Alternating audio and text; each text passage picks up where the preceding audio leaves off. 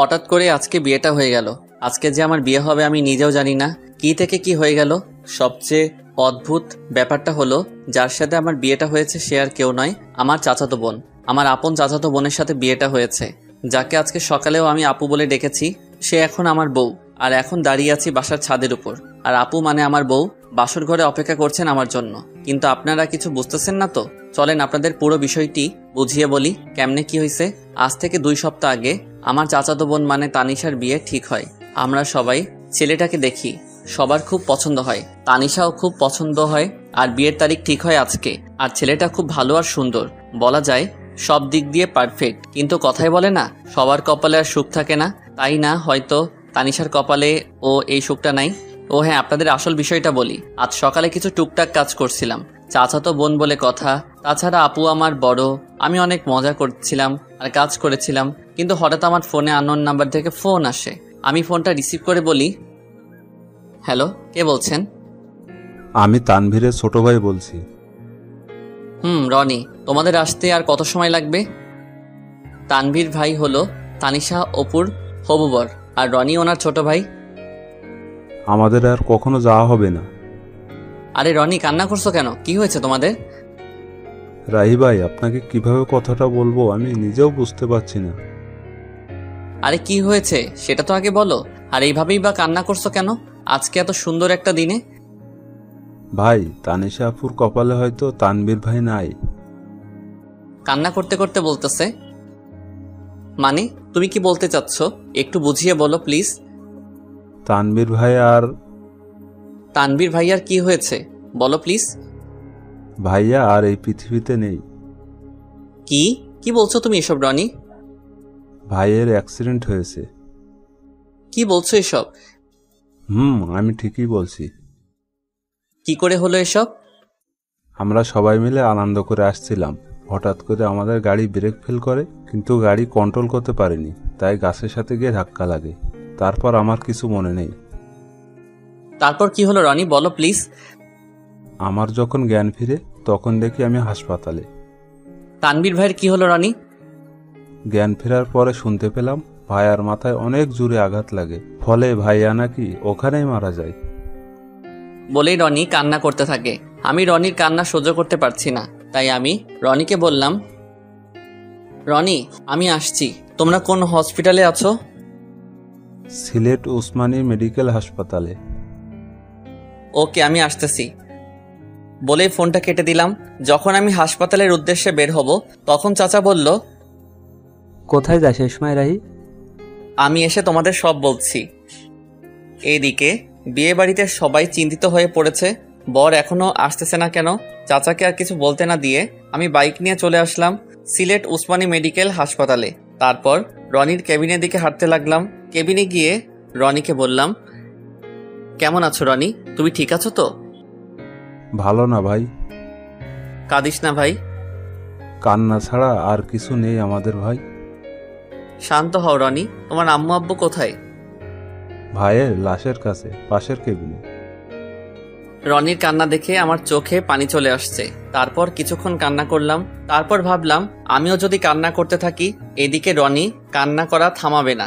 তাই আমি রনিকে সান্ত্বনা দিয়ে তানভীর ভাইয়ের লাশের কাছে আসলাম। এসে দেখি সবাই কান্না করতেছে। এ দেখি সবার কান্না দেখে আমি আর শান্ত থাকতে পারলাম না। আমি কাঁদতে লাগলাম। কাঁদতে কাঁদতে বললাম, আন্টি প্লিজ কান্না করবেন না। আর আঙ্কেল আপনি অন্তত কান্না করা থামান। সবাই একসাথে এভাবে কান্না করতে থাকলে তানভীর ভাইয়ের আত্মা অনেক কষ্ট পাবে। কিভাবে কান্না থামায় বলো বাবা, আমাদের তো সব শেষ হয়ে গেল। আঙ্কেল আপনি এভাবে কাঁদতে থাকলে সবাইকে সান্ত্বনা কে দিবে? কিভাবে শান্ত থাকি? তানভীর যে আমার বড় ছেলে, তাকে নিয়ে কত স্বপ্ন বাবা। আপনারা এভাবে কান্না করলে কি আর তানভীর ভাই ফিরে আসবে? বলেন প্লিজ, সবাই কান্না থামান। এই কথা বলার পর দেখি সবাই কান্না করা থামিয়ে দিল। আমি আবার বললাম, আমার মনে হয় এখানে এভাবে কান্না না করে তানভীর ভাইয়ের দাফন সম্পন্ন করা উচিত। তখন পিছন থেকে রনি বলল, হ্যাঁ, ভাইকে কবরের কাজ সম্পূর্ণ করা উচিত। তখন আঙ্কেল বলল, চলো সবাই। আঙ্কেল আমি কি আপনাদের সাথে যেতে পারি? চলো বাবা। তারপর তানভীর ভাইয়াকে বাড়িতে নিয়ে গিয়ে দাফন করার ব্যবস্থা করা হলো। জানাজার নামাজ আদায় করে সবার কাছ থেকে বিদায় নিয়ে বাড়ির উদ্দেশ্যে রওনা দিলাম। ফোন হাতে নিয়ে দেখি চাচা অনেকবার ফোন করেছেন, তাই তাড়াতাড়ি করে বাইক নিয়ে চলে আসলাম। বাড়ি পৌঁছাতে দুপুর পেরিয়ে গেল। বাসার ভিতরে ঢুকতে চাচা বলল, এতক্ষণ কইছিলি তুই? বলতো রাহি, আর বরপক্ষের কেউ ফোন ধরছে না কেন? দেখলাম চাচার পিছনে সবাই দাঁড়িয়ে আছে, এমনকি তানিশা আপুও। তাই আমি বললাম, তোমরা সবাই শান্ত হও, আমি সব খুলে বলছি। তাড়াতাড়ি বল, কি বলবি? আসলে তানভীর ভাই, কি হয়েছে? আর কান্না করছিস কেন তুই? আসলে তানভীর ভাই আর আমাদের মাঝে নেই। উনি দুনিয়ার মায়া ত্যাগ করে পরপারে চলে গেছেন। তারপর আমি সবকিছু খুলে বললাম। এসব শুনে তানিশা আপু রুমের দিকে দৌড়ে গেলেন। বুঝতে পারলাম কিছু একটা হবে। আমিও পিছনে দৌড়ে গেলাম। যেই ভাবা সেই কাজ, যা ভাবছিলাম তাই হলো। জানালা দিয়ে দেখলাম তানিশা আপু সুইসাইড করতে যাচ্ছে। তানিশা আপু গলায় ফাঁস দেওয়ার চেষ্টা করছে। এখন কি করব বুঝতে পারছিলাম না। সবাই দরজার ধাক্কাধাক্কি করতেছে। এখন কিছু একটা তাড়াতাড়ি করতে হবে, যেভাবে হোক দরজা ভাঙতে হবে। দরজার পাশে গিয়ে সবাইকে বললাম জোরে জোরে লাথি মারার জন্য। আমার কথায় সবাই দরজায় লাথি মারতে থাকে। 5-6টা মারার পর দরজা ভাঙতে সক্ষম হলাম। ভিতরে গিয়ে আপুকে নামিয়ে দিয়ে ঠাস করে গালে বসিয়ে দিলাম। আপু হয়তো এটা কখনো ভাবতে পারিনি আমি আপুকে থাপ্পড় মারবো। আপু থাপ্পড় খেয়ে আমার গায়ে হেলান দিয়ে জ্ঞান হারালো। থাপ্পড়টা মেবি অনেক জোরে লেগেছে, তাই হয়তো জ্ঞান হারিয়েছে। আমি আপুকে নিয়ে নিচে নামালাম। সবাই আমার দিকে হা করে তাকিয়ে আছে। তারপর আপুর জ্ঞান ফেরার জন্য অনেক চেষ্টা করলাম। আম্মুকে বললাম একটু পানি নিয়ে আসো। আম্মু পানি এনে আপুর চোখে দিলেন। সাথে সাথে আপুর জ্ঞান ফিরে। তখন আমি বললাম, এটা কি আপু, নিজের জীবন এভাবে নষ্ট করে দিতে গেলি? তো কি করব বল? কি নিয়ে বাঁচবো আমি? আমার সব আশাই তো শেষ।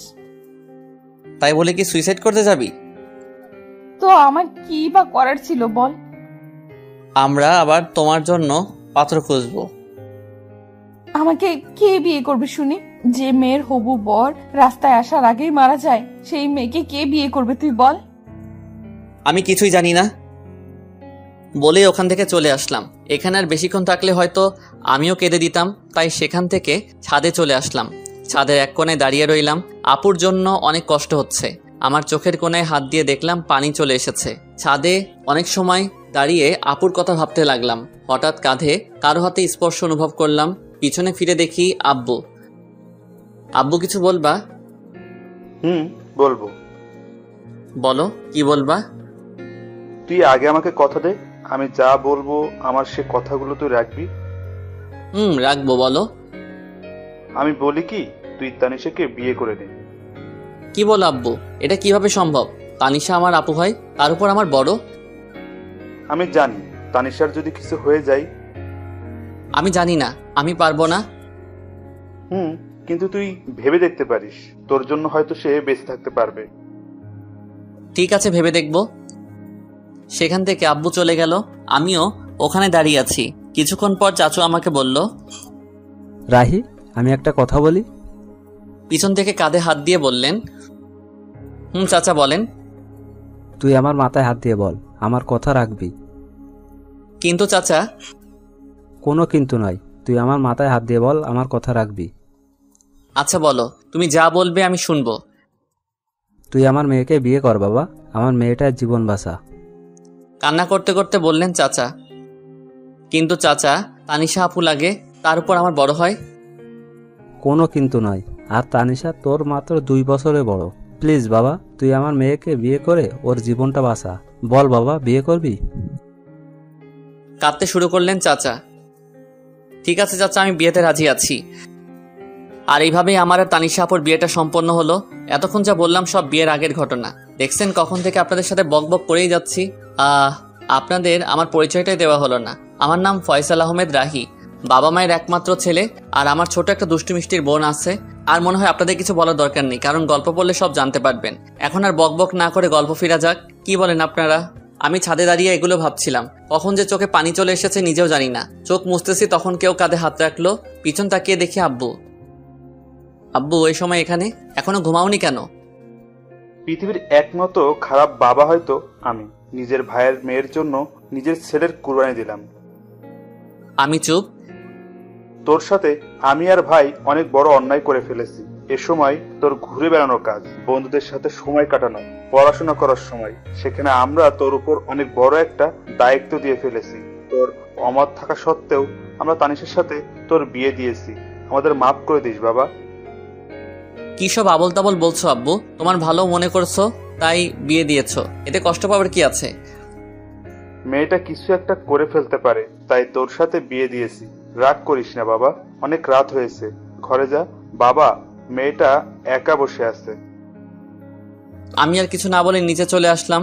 আমার রুমে দরজা খুলে দেখে আপু কান্না করছে। আমার এখন ঠিক কি করা উচিত বুঝতে পারছি না। আমি কাঠের পাশে গিয়ে দাঁড়িয়ে রইলাম। রাহি, হুম তোর সাথে আমার কিছু কথা আছে। বলো, কি বলবা? আমি জানি তুই খুব ভালো একটা ছেলে, তোর মতন স্বামী পাওয়া ভাগ্যের ব্যাপার, কিন্তু আমি তোকে স্বামী হিসেবে মানতে পারবো না। অবাক হয়ে তাকিয়ে রইলাম অপুর দিকে। তুই জানিস তুই আমার ছোট ভাই, হোক তুই আমার চাচাতো ভাই, কিন্তু আমি তোকে স্বামী হিসেবে মানতে পারবো না। কিছু বললাম না। আমার মনে হয় তুই আমাকে বউ হিসেবে মানিস না। চুপ। তুই আমাকে প্রশ্ন করতে পারিস, আমি যদি স্বামী হিসেবে মানতে না পারি তাহলে বিয়ে করলাম কেন? হ্যাঁ, এটার জবাব দিয়ে দিচ্ছি। তোর সাথে বিয়ে না হলে হয়তো অন্য কারোর সাথে আমার বিয়েটা হতো, কিন্তু সে আমার মনের কষ্টটা বুঝতে পারতো না। আমার মনের অবস্থা শুধু তুই বুঝবি, অন্য কেউ না। আমি এখনো চুপচাপ দাঁড়িয়ে সব শুনছি। জানিস রাহি, আমি পৃথিবীর একমাত্র হতভাগা মেয়ে, সুখ কাছে পেয়েও হারালাম। তুই আমাকে মাফ করে দিস, তোর জীবনটা আমি নষ্ট করে দিলাম। জানিস, আমারও খুব ইচ্ছা ছিল সুন্দর একটা মেয়ে দেখে তোর বিয়ে দিব, আর তোর বিয়েতে অনেক আনন্দ করব, কিন্তু তার হলো না। তুই আমাকে মাফ করে দিস, আমি তোকে স্বামী হিসেবে মানতে পারছি না। অনেক রাত হয়েছে, এখন ঘুমিয়ে পড়ো। এটুকু বলে বারান্দায় চলে এলাম। এমন কিছু আমার জীবনে হবে আমি কখনো কল্পনাও করতে পারিনি। কিন্তু আমি ভেবেছিলাম আমার সাথে বিয়ে হলে কোনো আফসোস থাকবে না, সবকিছু গুছিয়ে নিতে সমস্যা হবে না। কিন্তু কি ভাবলাম আর কি হলো। আসলে সবার কপালে সুখ থাকে না, আমার কপালেও হয়তো নেই। আজ নিজের উপর খুব রাগ হচ্ছে, কিন্তু কি আর করব। ঘর থেকে বের হয়ে ছাদে চলে এলাম আর নিজে নিজে বলতে লাগলাম, তানভীর ভাই, কেন তুমি চলে গেলে? তোমার জন্য আপু কান্না করছে, হয়তো তোমাকে কয়দিনে তোমাকে ভালোবেসে ফেলছে। আর কি বলে জানো ভাই, তোমাকে ছাড়া আর কাউকে স্বামী হিসেবে মানতে পারবে না। সত্যি কয়েকদিনে তোমাকে অনেক ভালোবেসে ফেলেছে, এমনকি আমাকেও স্বামী হিসেবে মানতে রাজি না। সত্যি ভাই, তুমি অনেক ভাগ্যবান ছিলে, আপুর মতো বউ পেতে যাচ্ছিলে। কথায় বলে না, সবার কপালে সুখ থাকে না, তেমনি তোমার কপালেও নেই, আমার কপালেও নেই। হায় রে কপাল আমাদের। এসব ভাবতে ভাবতে চোখের কোণায় আবারও হাত দিয়ে দেখি পানি। চোখে পানি মুছে পকেটে থাকা ফোনটা হাতে নিয়ে দেখি 2:45 বাজে। তাই আর ছাদে দাঁড়িয়ে না থেকে রুমে চলে এলাম। রুমে এসে দেখি এখনো আপু নাক টেনে টেনে কান্না করছে।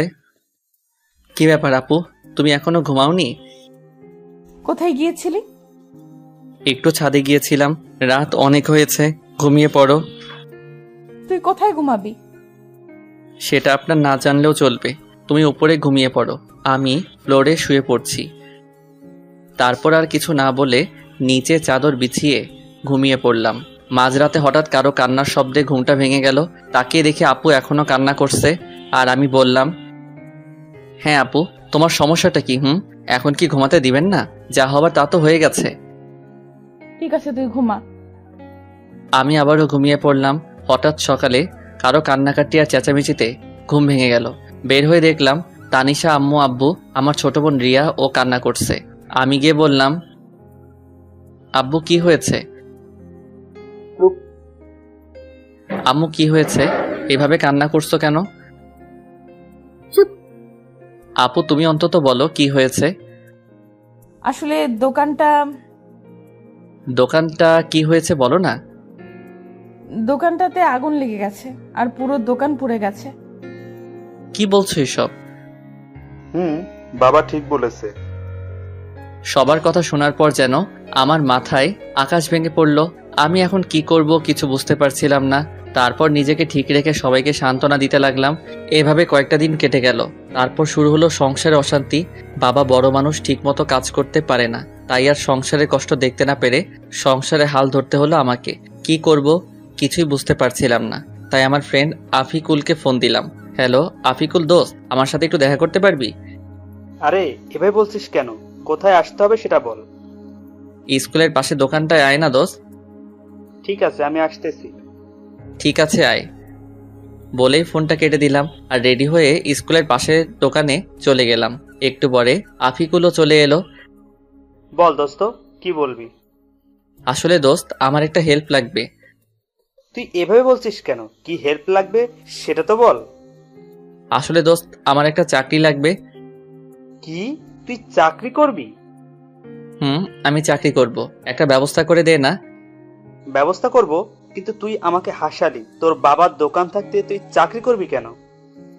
তাহলে তোকে সব খুলে বলি কেন চাকরি করব। বল।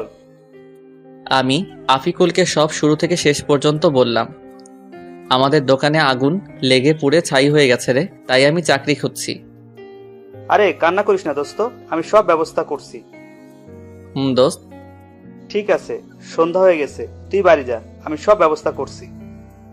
ঠিক আছে, আমি যাচ্ছি, তুইও যা। বলেই আমি আফিকুলকে বিদায় দিয়ে বাড়ি চলে আসলাম। বাড়ি এসে দেখি আম্মু এখনো মাথায় হাত দিয়ে বসে এখনো কান্না করছে। আম্মু, কান্না করো না, কান্না করে আর কি হবে, সব তো শেষ। বাবা জানি, কিন্তু কান্না ছাড়া আর কি করব বল। আর কাঁদতে হবে না, আমি কিছু একটা ব্যবস্থা করছি। কি করবি তুই? পরে বলবো, এখন প্লিজ তুমি কান্না করো না। ঠিক আছে। আম্মুকে সান্ত্বনা দিয়ে রুমে চলে এলাম। এসে দেখি তানিশা আপুও কান্না করছে। তাই আমি বললাম, তুমি কান্না করছো কেন? আমার জন্য তো সব হচ্ছে। তোমার জন্য আমার কি হলো? তোদের এখানে আসার সাথে সাথেই ক্ষতি হয়ে গেল। আমার মনে হয় এতে আপনার কোনো দোষ নেই, এটা আমার কপালের দোষ। এটা তোর কপালের দোষ না, এটা আমার কপালের দোষ। তোমার কপালের দোষ কেমন করে হলো? হ্যাঁ, আমার কপাল খারাপ, কারণ যে মেয়ের বিয়ের দিনে বর মারা যায়, শ্বশুর বাড়ি আসতে না আসতেই ক্ষতি হয়ে যায়, তার কপালে দোষ না তো কার কপালের দোষ? কি বলছেন? আপনার শ্বশুর বাড়ি? হ্যাঁ, আমার শ্বশুর বাড়ি তো। কেমন করে হলো তোমার শ্বশুর বাড়ি? কারণ তোর সাথে আমার বিয়ে হয়েছে, তাই এটা আমার শ্বশুর বাড়ি। কি, তোমার সাথে আমার বিয়ে হয়েছে? কি, ওটা বিয়ে? আমার তো মনে হয় না। হয় না কেন? আমি তোমাকে বউ হিসেবে মানি না, আর তুমিও আমাকে স্বামী হিসেবে মানো না। কথা বলতে বলতে হঠাৎ আফিকুলের ফোন এসেছে। আফিকুল, বল। খুশির খবর আছে বন্ধু। কি খুশির খবর? দোকানে আয় বলছি। ঠিক আছে, আমি আসছি, তুই একটু অপেক্ষা কর। আমি বের হতে হতে তানিশা আপুকে বললাম, আমি আসি, তোমার সাথে পরে কথা বলবো। কোথায় যাবি এখন? এসে সব বলছি তোমাকে। আমি আর কথা না বলে চলে আসলাম স্কুলে পাশের দোকানে। এসে দেখি আফিকুল আমার জন্য অপেক্ষা করছে। বল দোস্ত, কি খুশির খবর? আমি তো চাকরির ব্যবস্থা করে ফেলেছি দোস্ত। কি, তুই আমার চাকরির ব্যবস্থা করে ফেলেছিস? দোস্ত, তোর জন্য এটুকু করতে পারবো না বল? আমি অনেক খুশি রে, খুব বড় একটা উপকার করেছিস। এখন বল, কি খাবি? কি, তুই আমাকে ঘুষ দিতে চাচ্ছিস? আরে না, তোকে আজকে খুশি হয়ে খাওয়াবো। আরে লাগবে না। প্লিজ দোস্ত, না করিস না। আচ্ছা ঠিক আছে, শুধু চা খাবো। রহিম চাচা, 2টা চা আর বিস্কুট দেন তো। ওকে, দিতেছি বাবা। কিছুক্ষণ ওর সাথে আড্ডা দিলাম, তারপর বাড়ি চলে এলাম। বাড়ি এসে সোজা আমার রুমে চলে এলাম। রুমে গিয়ে তানিশা আপুকে জড়িয়ে ধরে কান্না করে দিলাম। কি রে, এইভাবে জড়িয়ে ধরে কান্না করছিস কেন? কি হয়েছে? জানেন, আমার চাকরিটা হয়েছে। কি, চাকরি হয়েছে? চাকরি হয়েছে। এখন বলেন কি খাবেন? আইসক্রিম খাওয়াবে? আমি আইসক্রিম খাবো। কিন্তু এই সময় আইসক্রিম কোথায় পাবো? লাগবে না, যা। আরে রাগ করছো কেন? আমি আনছি ওকে। ঠিক আছে। দোকানে গিয়ে আমি আইসক্রিম নিয়ে এলাম। এই নেন আপনার আইসক্রিম। দে তাড়াতাড়ি। আপু আইসক্রিমটা হাতে নিয়ে বাচ্চাদের মতো খেতে শুরু করলো, আর আমি আপুর দিকে অবাক হয়ে তাকিয়ে রইলাম। কি আজব কাণ্ড, এত বড় একটা মেয়ে হয়ে বাচ্চাদের মতো আইসক্রিম খাচ্ছেন, আর আমি তাকিয়ে এসব দেখছি। ঠিক তখনই, কিরে, কি দেখছিস? তোমার খাওয়া দেখছি। এত দেখতে হবে না। কেন? তুই খাবি? খেলে নিতে পারিস। না না, লাগবে না, আমি বাচ্চাদের মতো আইসক্রিম খাই না। ওকে, তুই না খেলেও চলবে। তুমি খাও। ঠিক আছে, একটা কথা বলি রাহি। বলো। তুই চাকরিতে জয়েন করবি কবে? 1 মাসের মতো লাগবে। কথা বলতে বলতে হঠাৎ আম্মুর ডাক পড়ল। রাহি, তানিশা, তোরা খেতে আয় তাড়াতাড়ি।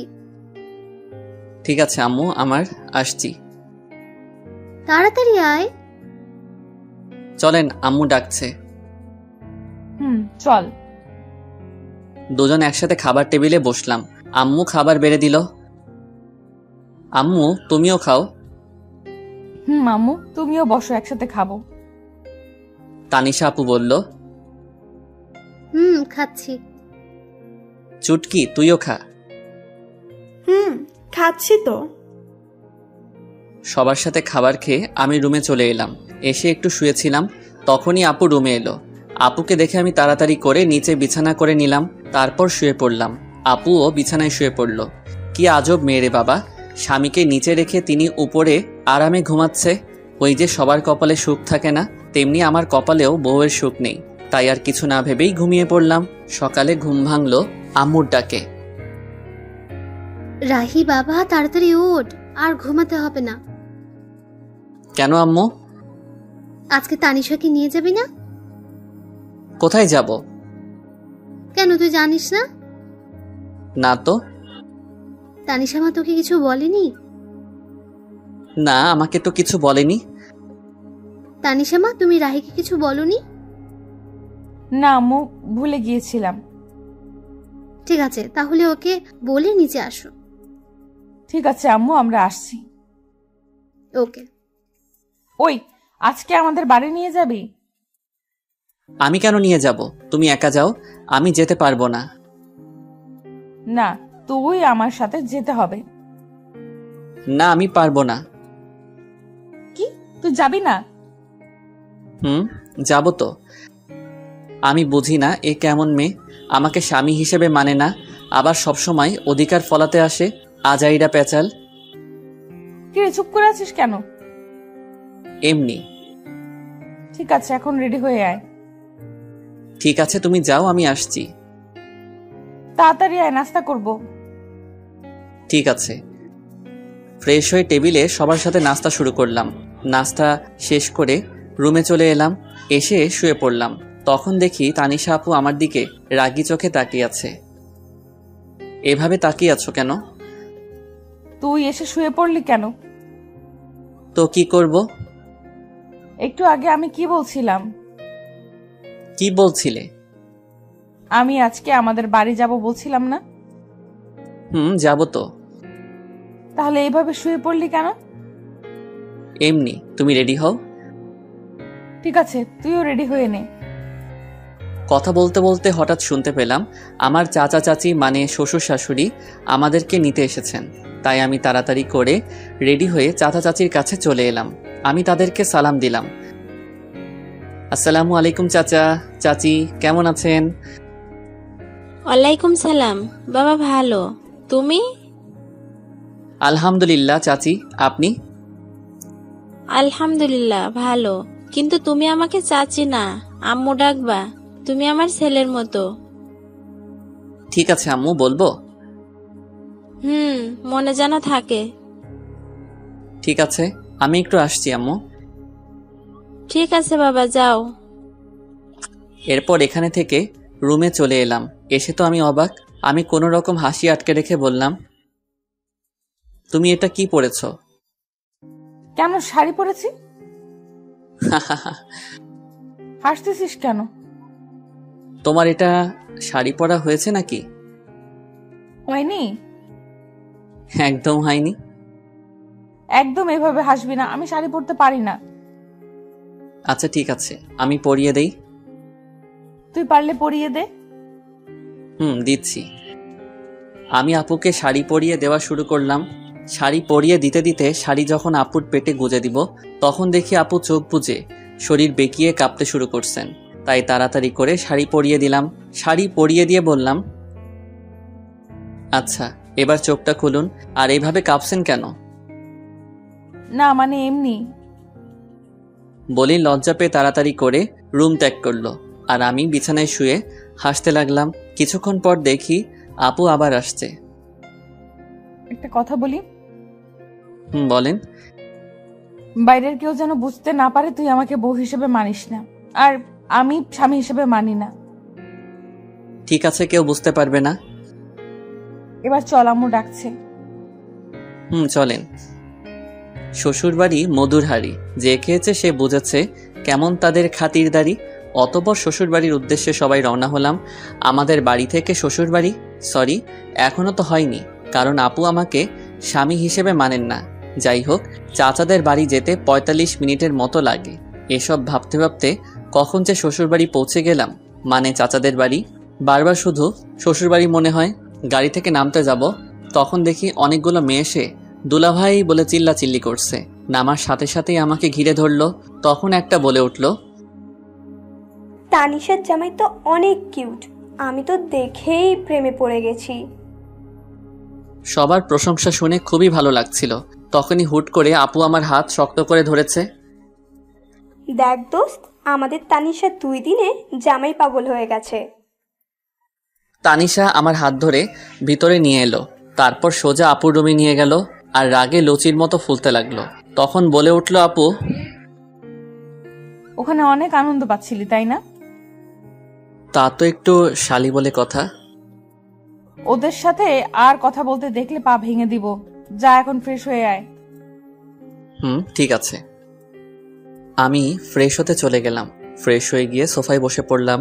তখনই সব শালি আমাকে ঘিরে বসে পড়লো আর একে একে সবাই পরিচয় দিতে থাকে।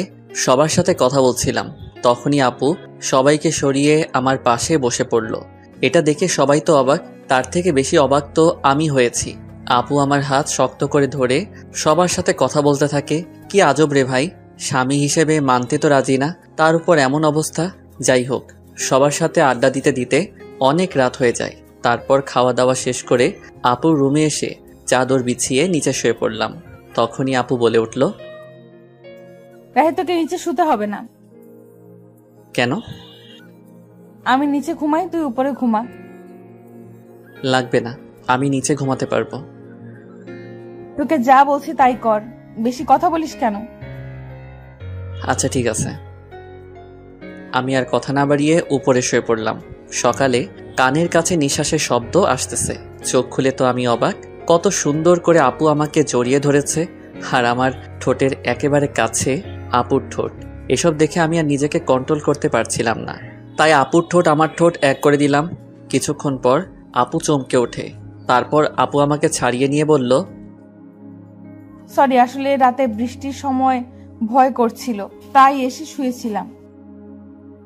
একথা বলে আপু লজ্জা পেয়ে ফ্রেশ হতে চলে গেল। আর আমি ভাবতে লাগলাম, কি মেয়েকে আল্লাহ আমার কপালে দিয়েছে। তখনই আপু বাথরুমে থেকে ফ্রেশ হয়ে বের হয়েছে। আমি শুয়ে দেখছি আপু ফ্রেশ হয়ে ড্রেসিং টেবিলের সামনে চুল ঠিক করছে। আমি শুধু আপুকে দেখছি। আসলে যত দেখছি ততই আপুর প্রতি কেমন একটা ফিলিংস হচ্ছে। আপুর প্রতি ফিলিংস হচ্ছে হোক, আপু আমাকে স্বামী না মানালো। আসলে আপুকে এই মুহূর্তে যেই ছেলে দেখতো পুরাই পাগল হয়ে যেত, এত সুন্দর লাগছে আপুকে। ঠিক তখনই আপু আমার দিকে এগিয়ে আসছে আর আমি ঘুমের ভান ধরে শুয়ে আছি। কি আর কত ঘুমাবি, ওঠ। চুপ করে রইলাম। কিরে, শুনতে পাচ্ছিস না? কি বলো? ফ্রেশ হয়ে আয়, নাস্তা করতে হবে, যা। যাচ্ছি, তুমি যাও। আমি বসে আছি, তুই ফ্রেশ হয়ে আয়। ফ্রেশ হয়ে এসে দেখি আপু এখনো বসে আছে। তখন আমি বললাম, চলেন। চল। রুমে থেকে বের হব, তখনই আপু আমাকে শক্ত করে হাত চেপে ধরে নিয়ে গেল। আমি কিছু বুঝলাম না। এসব দেখে সবাই আমাদের দিকে হা করে তাকিয়ে আছে, মনে হয় আমরা এলিয়েন। সবার কাছে যেতেই দেখি সবাই মুচকি মুচকি হাসছে। এসব দেখে আমার খুব লজ্জা লাগতে শুরু করলো আর নিজেকে জোকার মনে হচ্ছে। কিন্তু কি আর করার, মাথা নিচু করে টেবিলে বসে পড়লাম। তারপর শুরু হলো জামাই আদর। জীবনে প্রথম জামাই আদর পাচ্ছি। সবাই ওঠার পর ওঠা খাওয়াচ্ছে আর আমি বলির পাঠার মতো খেয়ে যাচ্ছি। কোনো রকম জামাই আদর খেয়ে রুমে চলে এলাম। এসে শুয়ে পড়লাম, শরীর আর নড়াতে পারছি না। আপনাদের একটা কথা বলি, সবাই বিয়ের পর শ্বশুর বাড়ি যদি যান তাহলে তার 1 মাস আগে থেকে খাওয়া দাওয়া বন্ধ করে যাবেন, তা না হলে আমার মতো অবস্থা হবে। এবার বলতে পারেন, যদি 1 মাস আগে থেকে খাওয়া দাওয়া বন্ধ করে দেই তাহলে আমরা তো মরে যাব। এইটার উত্তর খুব সোজা। খিদা যখন লাগবে তখন অল্প খেয়ে নেবেন। এবার প্রশ্ন আসতে পারে, তাহলে আমার বিয়ে আমি খাবো না? উত্তর খুব সোজা, না খেয়ে রোজা রাখবেন। যাই হোক, সাবধানে শ্বশুর বাড়ি যাবেন। তখন আপু রুমে আসলো, এসে আমাকে বলতে লাগলো, কিরে জামাই আদর কেমন হলো? হার জামাই আদর? তুমি আমাকে স্বামী হিসেবে মানো না, তাহলে এটা জামাই আদর কিভাবে হলো? বেশি কথা বলিস কেন? কোথায় বেশি কথা বললাম? কথা শেষ না হতেই আপু চলে গেল। তখন রুমে শালিকাদের আগমন। দুলাভাই কি করেন? ওই তো দেখতে পাচ্ছ কি করছি। দেখছি। আচ্ছা দুলাভাই, আপনি নাকি গল্প লিখেন? কে বলছে? দেখলাম, এবার একটা গল্প শোনাতে হবে। বলেই সবাই চিল্লাচিল্লি শুরু করলো। কি আর করার, এখন তো শোনাতে হবে। আচ্ছা, তোমাদের একটা কবিতা শোনাই। বলেন। কবিতার নাম শালা আমি তো অবাক। নিশি রাতে জেগে দেখি গাছের ডালে কাক, শালা আমি তো অবাক। চোর ঢুকেছে ঘরের ভেতর, দরজা ছিল ফাঁক, শালা আমি তো অবাক। মোবাইল নিল, টিভি নিল, রিমোট না হয় থাক, শালা আমি তো অবাক। পাচ্ছে যা নিচ্ছে ভরে, দুই হাতেরই মুঠোয় করে, চোরটা তো আচ্ছা খারাপ, শালা আমি তো অবাক। সব মালামাল বস্তা ভরে চোর পালালো চুরি করে, যাকটা চলে যাক, শালা আমি তো অবাক। মধ্যরাতে অন্ধকারে কুত্তা ডাকে জোরে জোরে, শিয়ালরা দেয় হাক, শালা আমি তো অবাক। ভয়ে শরীর শিউরে ওঠে, না জানি আজ কি যে ঘটে, আবার ডাকে কাক, শালা আমি তো অবাক। হয়নি রাতে তেমন কিছু, কোনো ভূতি নেয়নি পিছু, বেঁচে গেছি যাক, শালা আমি তো অবাক। সকালে দেখি পুরো পাড়া চিল্লাচিল্লি করছে তারা, চোরটা নাকি পড়ছে ধরা, চোরের মাথায় টাক, শালা এবার তো আমি পুরাই অবাক। এটা শুনে সবাই হাসতে হাসতে মরে যাওয়ার মতো অবস্থা। এভাবে দেখতে দেখতে কেটে গেল 2 দিন। আজ আমরা বাড়ি ফিরলাম। কথায় বলে না, হাসির পর কান্না আসে, তেমনি শুরু হলো আমাদের সংসারে টানাটানি। দোকান নেই, আব্বু কোনো কাজ করে না, এমনি আমিও কাজ করি না। বলে না, বসে বসে খেলে রাজার রাজত্ব শেষ হয়ে যায়, তেমনি আমাদের জমানো টাকাও শেষ হতে শুরু করলো। সংসারে অনেক টানাটানি, এসব আর ভালো লাগছে না। তাই আফিকুলের কাছে এলাম। দোস্ত, আমার চাকরির কি করলি ভাই? হয়ে গেছে। জয়েন কবে থেকে করতে হবে? কাল 1 থেকে জয়েন করবি। ঠিক আছে, কিন্তু তুই অনেক বড় একটা উপকার করলি ভাই, ধন্যবাদ তোকে। আরে ধন্যবাদ দিতে হবে না, বন্ধু তো বন্ধুর বিপদে আপদে পাশে থাকে। আমার জায়গায় তুই থাকলে কি করতি বল? করতাম। আচ্ছা, তুই পরীক্ষা ফিস দিয়েছিস? আমার হয়তো আর পড়ালেখা হবে না রে। লেখাপড়া ছাড়বি কেন? তো কি করব বল? জানি তোর কাছে টাকা নাই, তাই এই কথা বললি। আরে না, আমি সব জানি, আমার কাছে নাটক করবি না, আমি তো টাকা দিয়ে দিব। ওকে দোস্ত। আচ্ছা চল, কলেজে গিয়ে সব দিয়ে আসি। না দোস্ত, এ সময় না, তুই গিয়ে আমার টাকাটা জমা দিয়ে দিস। আচ্ছা ঠিক আছে, আমি যাচ্ছি, পরে দেখা হবে। এরপর আফিকুল চলে যায়। মনের মধ্যে একটু শান্তি অনুভব করতে লাগলাম। আফিকুলকে বিদায় দিয়ে বাড়ি চলে এলাম। রাতে সবার সাথে খাবার খেয়ে একটু ছাদে চলে এলাম। কিছুক্ষণ পর আমার কাঁধে কেউ হাত রাখলো, চেয়ে দেখি আব্বু। আব্বু কিছু বলবা? আসলে কিভাবে যে বলবো। বলো তো। তানিশার রেজিস্ট্রেশনের টাকা দিতে হবে বাবা। কত টাকা লাগবে? ৬,০০০ টাকার মতো লাগবে। আচ্ছা ঠিক আছে, কবে দিতে হবে? কালকের পরের দিন। আচ্ছা ঠিক আছে, কালকে দিয়ে দিব। ঠিক আছে। আব্বু, তুমি এভাবে কান্না করছো কেন? এমনি বাবা। বলেই আব্বু কান্না করতে করতে চলে গেল। আব্বুর কান্না দেখে নিজেকে কন্ট্রোল করতে পারলাম না, নিজেও কান্না করে দিলাম। আব্বু চলে যাওয়ার পর কিছুক্ষণ ছাদে রইলাম, তারপর সেখান থেকে এসে ঘুমিয়ে পড়লাম। সকালে তাড়াতাড়ি ঘুম থেকে উঠে ফ্রেশ হয়ে নামাজ আদায় করে নিলাম। কাউকে কিছু না বলে অফিসে চলে এলাম। আগে থেকে সবকিছু বলা ছিল, তাই সোজা জয়েন করে ফেললাম। তারপর ম্যানেজার স্যারের কাছে এলাম। আসতে পারি স্যার? আরে রাহি, আসো। স্যার, আমার কাজটা কি জানতে পারি? অবশ্যই। আমার কাজটা কি? তোমার কাজ সেল করা। ঠিক আছে স্যার। আর হ্যাঁ, প্রতিদিন সকাল 8টায় আসতে হবে, দেরি হলে বেতন থেকে টাকা কাটা যাবে। ঠিক আছে স্যার। বলে একটা গাড়ির সাথে চালক বেরিয়ে পড়লাম। সকালে কিছু খাওয়া হয়নি, তাই এক দোকানে সেল করে চা আর বিস্কুট খেতে লাগলাম। আর বেশি কিছু খেলাম না, কারণ আমার কাছে টাকা নেই। অন্য কিছু খেলে আর দুপুরে কিছু খাওয়া হবে না।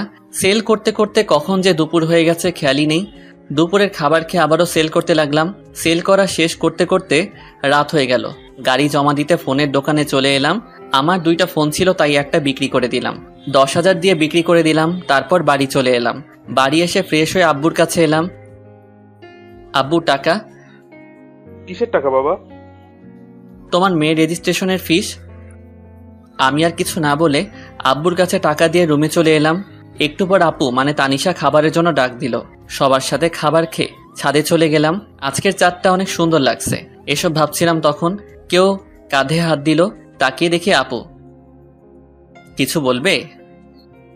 টাকা তুই দিয়েছিস না? না মানে। তুই দিয়েছিস নাকি সেটা বল। আমি দিয়েছি। কেন? তুই এত টাকা কোথায় পেলি? আমার ফোনটা বিক্রি করে দিয়েছি। কেন? জানি না। জানি না মানে কি? আমার ভালো লাগছে না, আমি ঘুমাবো বলেই সেখান থেকে চলে আসলাম। আর বেশি কথা বললাম না, কথা বললে হয়তো কথা আরো বেড়ে যেত। রুমে এসে ঘুমিয়ে পড়লাম। সকালে পাখির কিচিরমিচির আওয়াজে ঘুম ভেঙে গেল। নামাজের সময় ছিল, তাই নামাজটা আদায় করে নিলাম। সকালে সবার সাথে নাস্তা করতে বসে পড়লাম। হঠাৎ করে তানিশা আপু বলল, আব্বু, আমি একটা কথা বলবো। মা বলো। বলছিলাম কি, রাহি তো একাই চাকরি করে এখন সংসার চালায়, আর তাতে ওর অনেক কষ্ট হয়। আমি বলি কি, আমি যদি একটা চাকরি করি তাহলে ওর কষ্ট একটু কম হতো। এই পরিবারের আর কারো ইনকাম করতে হবে না। আমি এখনো মরে যাইনি, মরে গেলে করো বলে সেখান থেকে রুমে চলে এলাম। আসলে আমি চাই না তানিশা আপু কোনো কাজ করুক। আমি রেডি হয়ে অফিসে চলে এলাম। প্রতিদিনের মতো আজকে একটা চালক নিয়ে বেরিয়ে পড়লাম সেল করতে। সেল করতে করতে দুপুর হয়ে গেল। তখন সাথে থাকা সোহাগ ভাই বললেন, ভাই চলেন কিছু খেয়ে আসি। চলো। দোকানে বসে পাউরুটি খাচ্ছিলাম। সামনে চেয়ে দেখি কেউ আমার দিকে তাকিয়ে আছে। ভালো করে তাকিয়ে দেখি আব্বু ওর ফ্রেন্ডের সাথে দাঁড়িয়ে আছে। তাই আমি তাড়াতাড়ি খেয়ে সোহাগ ভাইকে নিয়ে চলে এলাম। তারপর আবার দোকানে সেল করতে লাগলাম। সেল করতে করতে রাত হয়ে গেল। গাড়ি জমা দিয়ে হাঁটছিলাম। পকেটে হাত দিয়ে দেখি টাকা নেই, তাই বাধ্য হয়ে হাতের ঘড়িটা বিক্রি করে দিলাম। বাড়ি এসে সোজা রুমে চলে এলাম। ফ্রেশ হয়ে সবার সাথে খাবার টেবিলে বসে পড়লাম। খাওয়া দাওয়া শেষ করে ছাদে চলে গেলাম। ছাদে আসি কারণ আমার মন খারাপ থাকলে ছাদে এসে সময় কাটাই আর চাঁদ দেখতে থাকি। অনেক সময় থাকার পর রুমে আসলাম। খেতা বালিশ নিয়ে নিচে শুতে যাব, তখনই একটা কথা বলতাম। বলেন। তুই উপরে ঘুমা, আমি নিচে ঘুমাই। আমি কাপুরুষ নই। একটা মেয়েকেই নিচে ঘুমাতে দিয়ে আমি উপরে ঘুমাবো, আপনি ঘুমান। আর কথা না বলে ঘুমিয়ে পড়লাম। সকালে ঘুম থেকে উঠে দেখি আপু গোসল করে আসছে। এটা দেখে তো আমি আপুর উপরে আবারও ক্রাশ খাইছি। ভেজা চুলে আপুকে অসম্ভব সুন্দর লাগছে। আপনাদের বলে বোঝাতে পারবো না। আপু আমার দিকে তাকাতেই আমি ঘুমের ভান ধরে রইলাম। তখন আপু বললেন, কি উঠবি না? আর কত ঘুমাবি? সবাই নাস্তা করার জন্য অপেক্ষা করছেন। উঠছি, তুমি যাও। তারপর আপু চলে যায়। আসলে আপুকে যত দেখছি ততই আপুর প্রতি ফিলিংস হচ্ছে। আমার কপালে হয়তো বউয়ের ভালোবাসা নেই, জীবনটা বেদনা। আপু কেন আমার ফিলিংসটা বুঝে না। ফ্রেশ হয়ে সবার সাথে নাস্তা শেষ করে রুমে এসে শুয়েছিলাম। আজকে শুক্রবার, তাই কাজ নাই। একটু পরে আপু আসলো। ওকে দেখে কেমন যেন লাগলো, মনে হয় অস্বস্তিতে আছেন।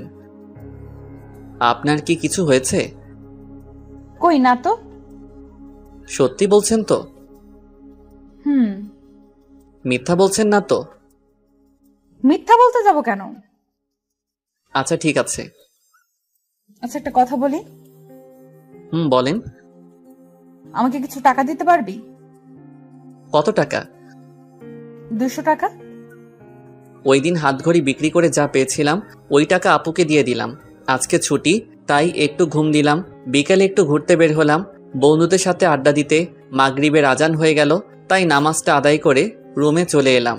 রুমে আসতেই দেখলাম আপু বাথরুম থেকে বের হচ্ছে। আপুকে দেখে একটু সন্দেহ হচ্ছে। আজ এমন তো আগে কখনো মনে হয়নি। এতক্ষণ কোথায় ছিলি? এই একটু বাইরে ঘুরছিলাম। আমাকে নিয়ে গেলি না কেন? আপনাকে নিয়ে যাব কেন? কেন আমি যেতে পারি না বুঝি? না, আমার সাথে যেতে পারেন না। আমাকে তো স্বামী হিসেবে মানেন না। তোর সাথে ঘুরতে না যাওয়ার কি আছে? ওকে সামনের ছুটির দিন নিয়ে যাব। লাগবে না, আমি তোর সাথে যাব না। ওকে না গেলে আমার কি আর কত আছে যাওয়ার জন্য? ওই কি বললি? কই কিছু না। আমি যাব। এখন না বললেন যাবেন না? এখন যাব, তোর কোনো সমস্যা? না, সমস্যা নেই। তারপর রাতে খাবার খেয়ে ঘুমিয়ে পড়লাম। পরের দিন ভোর সকালে ঘুম ভাঙলো। ঘুম থেকে উঠে নামাজ আদায় করে নিলাম। তারপর একটু গ্রামটা ঘুরে দেখতে লাগলাম। সকালের আবহাওয়া মনটা অনেক ভালো করে দেয়। কত সুন্দর লাগে সকালবেলা।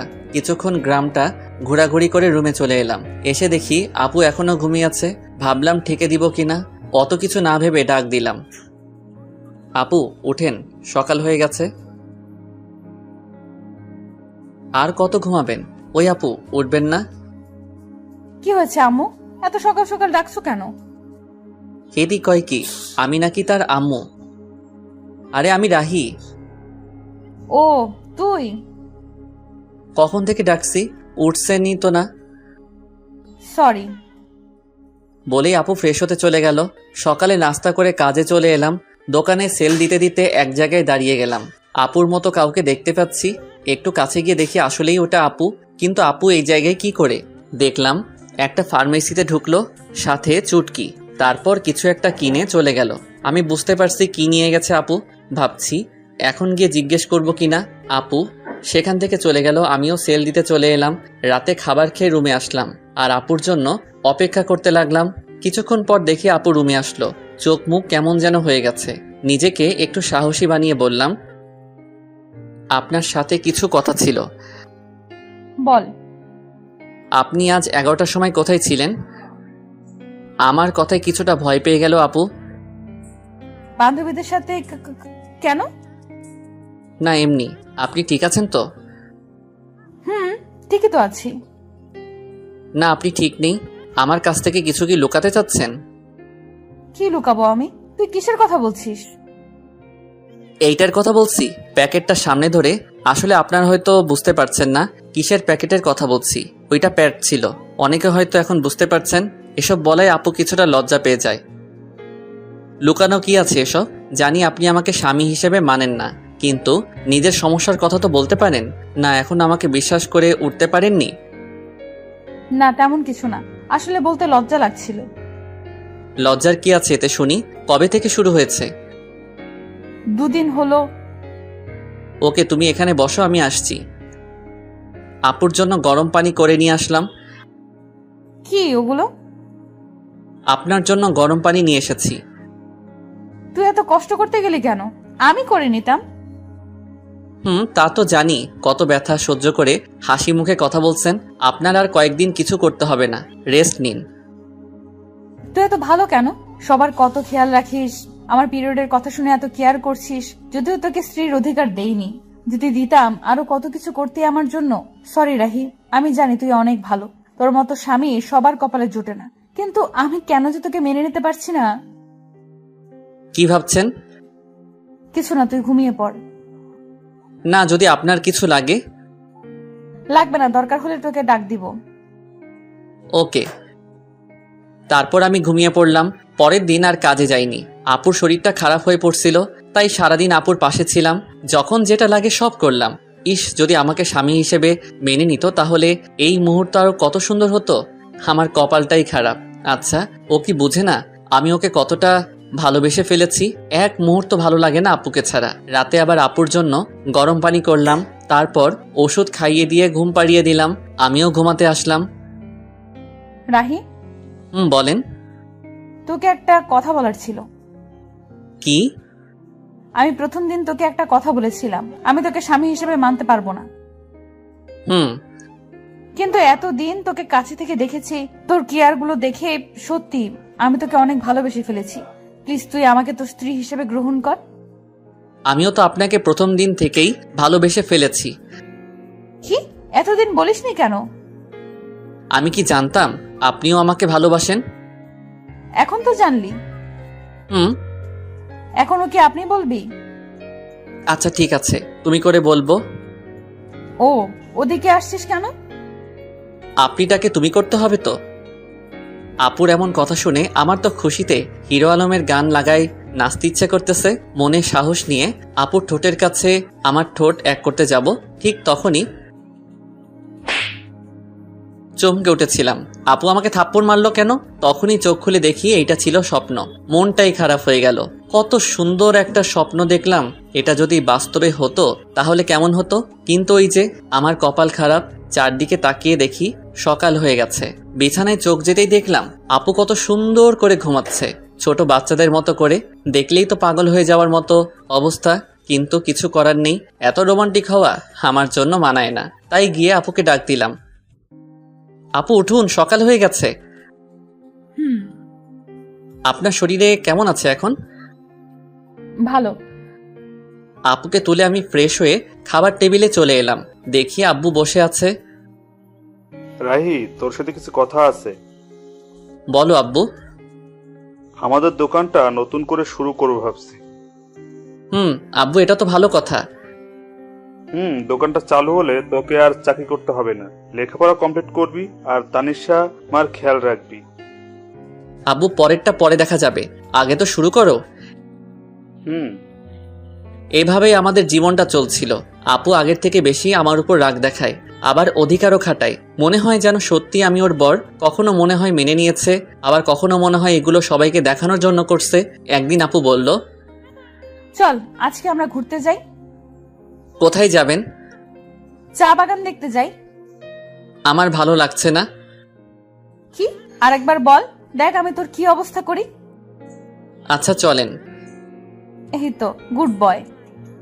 এ কেমন মেয়ে রে বাবা, একবার রাগ দেখায় আবার রাগ নেই, সব শেষ হয়ে যায়। ও আল্লাহ, কেমন মেয়ের পাল্লায় ফেললে। স্বামী হিসেবে মানে না, কিন্তু স্বামীর অধিকার ঠিক কাটায়। মন চায় কচু গাছের লগে ফাঁস দিয়ে মরে যায়। আল্লাহ আমায় উঠাই লও। আমি রেডি হয়ে আপুর জন্য অপেক্ষা করতে লাগলাম। মেয়েদের এই একটাই জিনিস, কোথাও যাইতে হলে মেকআপ নামের জিনিস তাদের দিতে হইব। কত সময় ধরে অপেক্ষা করতেছি, আসার কোনো নামই নেই। হলো আপনার? এই তো চল। আপুর দিকে তাকাতেই আবারও ক্রাশ খেলাম। নীল জামার সাথে ম্যাচিং করে চুড়ি, চোখে কাজল, অসম্ভব সুন্দর লাগছে, পরীর মতো লাগছে। কি আর বলমু ভাই, এগুলো শুধু নাটকে আর গল্পেই সম্ভব। জীবনে তো একটা পরীর মতো সুন্দর মাইয়া দেখলাম না, পরী নামের পেতনি দেখছি। কি হলো, হা করে কি দেখছিস? পরী দেখি। এখানে পরী পাইলি কই? আমার সামনে। মুখ ফসকে কথাটা বলে ফেললাম। আমার কথা শুনে আপু কিছুটা লজ্জা পেয়ে যায়। আর পরী দেখতে হবে না, চল। চলেন। তারপর আমি গিয়ে আমার বাইকটা বের করলাম। আপু এসে দাঁড়িয়ে আছে। উঠবেন না? উঠছি তো। বলেই আপু বাইকে উঠে আমার কাঁধে হাত রাখলো। কাঁধে হাত দিতেই অন্যরকম অনুভূতি হচ্ছিল। এই প্রথম বাইকে কোনো মেয়েকে নিয়ে উঠলাম। চাচাতো বউকে নিয়ে বাইক চালাচ্ছি, খুব ফিলিংস হচ্ছে। এই ফিলিংসটা আপনাদের বলে বোঝাতে পারবো না। তারপর বাইকটা স্টার্ট করে চালাতে শুরু করলাম। কিছুক্ষণ পর বাইকের স্পিডটা একটু বাড়িয়ে দিতেই আপু আমাকে শক্ত করে জড়িয়ে ধরে। এতক্ষণ এটাই তো চাইছিলাম, নরম শরীরের স্পর্শ, খুব ভালো লাগছিল। কিছুক্ষণ পর আমরা শ্রীমঙ্গল বদ্ধভূমি 71 চলে আসলাম, চায়ের রাজধানী শ্রীমঙ্গল। আমরা বাইক থেকে নামতেই আপু আমার হাত শক্ত করে জড়িয়ে হাঁটতে লাগলো। খুব ভালো লাগছিল তখন। আপু নীরবতা ভেঙে বলল, রাহি। বলেন। সরি। সরি মানে কেন? আমি তোকে মন থেকে স্বামী হিসেবে মানি না, কিন্তু সব সময় তোর উপর অধিকার দেখাই। না ঠিক আছে, আমি কিছু মনে করি না, সব আমার কপালের দোষ। এমন করে বলছিস কেন? কেমন করে বললাম আবার? কিছু না। কিছুক্ষণ আপুর কিছু পিক তুলে দিয়ে আমি বললাম, কিছু খাবেন? আইসক্রিম নিয়ে আয়। আমি তো জানি মেয়েরা ফুচকা পাগলি হয়, কিন্তু আপনি আইসক্রিম পাগলি কেন? এমনি। তোর কোনো সমস্যা? না, আনছি আমি। আইসক্রিম নিয়ে এলাম, তারপর বললাম, এই নেন আপনার আইসক্রিম। একটা কেন, তুই খাবি না? না, ওসব আমি খাই না, আপনি খান। ওকে। আইসক্রিমটা হাতে নিয়ে বাচ্চাদের মতো খেতে লাগলো। এত বড় একটা মেয়ে হয়ে বাচ্চাদের মতো আইসক্রিম খাচ্ছে, কি অদ্ভুত ব্যাপারটা। আপু আইসক্রিম খাচ্ছে আর আমি তাকিয়ে শুধু দেখছি। কি ব্যাপার, অমন করে কি দেখছিস? কই না তো। আমি দেখেছি তুই আমার খাওয়া দেখছিলি। না। দেখতে হবে না, চাইলে তুই খেতে পারিস। না, আপনি খান। আমি বলছি তুই খাবি, এই নে। আমি খাবো না, আপনি খান। তুই খাবি নাকি আইসক্রিম তোর মুখে মেখে দিব? আচ্ছা ঠিক আছে। আমি আর কিছু না বলে হা করি। আপু আইসক্রিম আমার মুখে দিল। আমি খেতে না চাইলেও বাধ্য হয়ে খেতে হলো। রাগ করলি? আমি সবার উপরে রাগ করি না। ও তো কার কার উপর রাগ করিস না একটু শুনি। আপনাকে বলবো কেন? আর কিছু না বলে ঘোরাঘুরি করে বাড়ির উদ্দেশ্যে রওনা দিলাম। রাস্তায় হঠাৎ আমার একটা ফ্রেন্ড মিতুর সাথে দেখা। কিরে রাহি, কেমন আছিস? এই তো আলহামদুলিল্লাহ ভালো। তুই? আমিও ভালো আছি। তো তোর কি খবর? এই তো আর কি। আমরা কথা বলছিলাম, হঠাৎ আপুর দিকে চোখ যেতেই দেখলাম আপুর আগে ফুলছে। কিছু বুঝলাম না। তোর সাথে মেয়েটাকে? ও হলো আপনার বউ তানিশা, আর তানিশা ও আমার ফ্রেন্ড মিতু।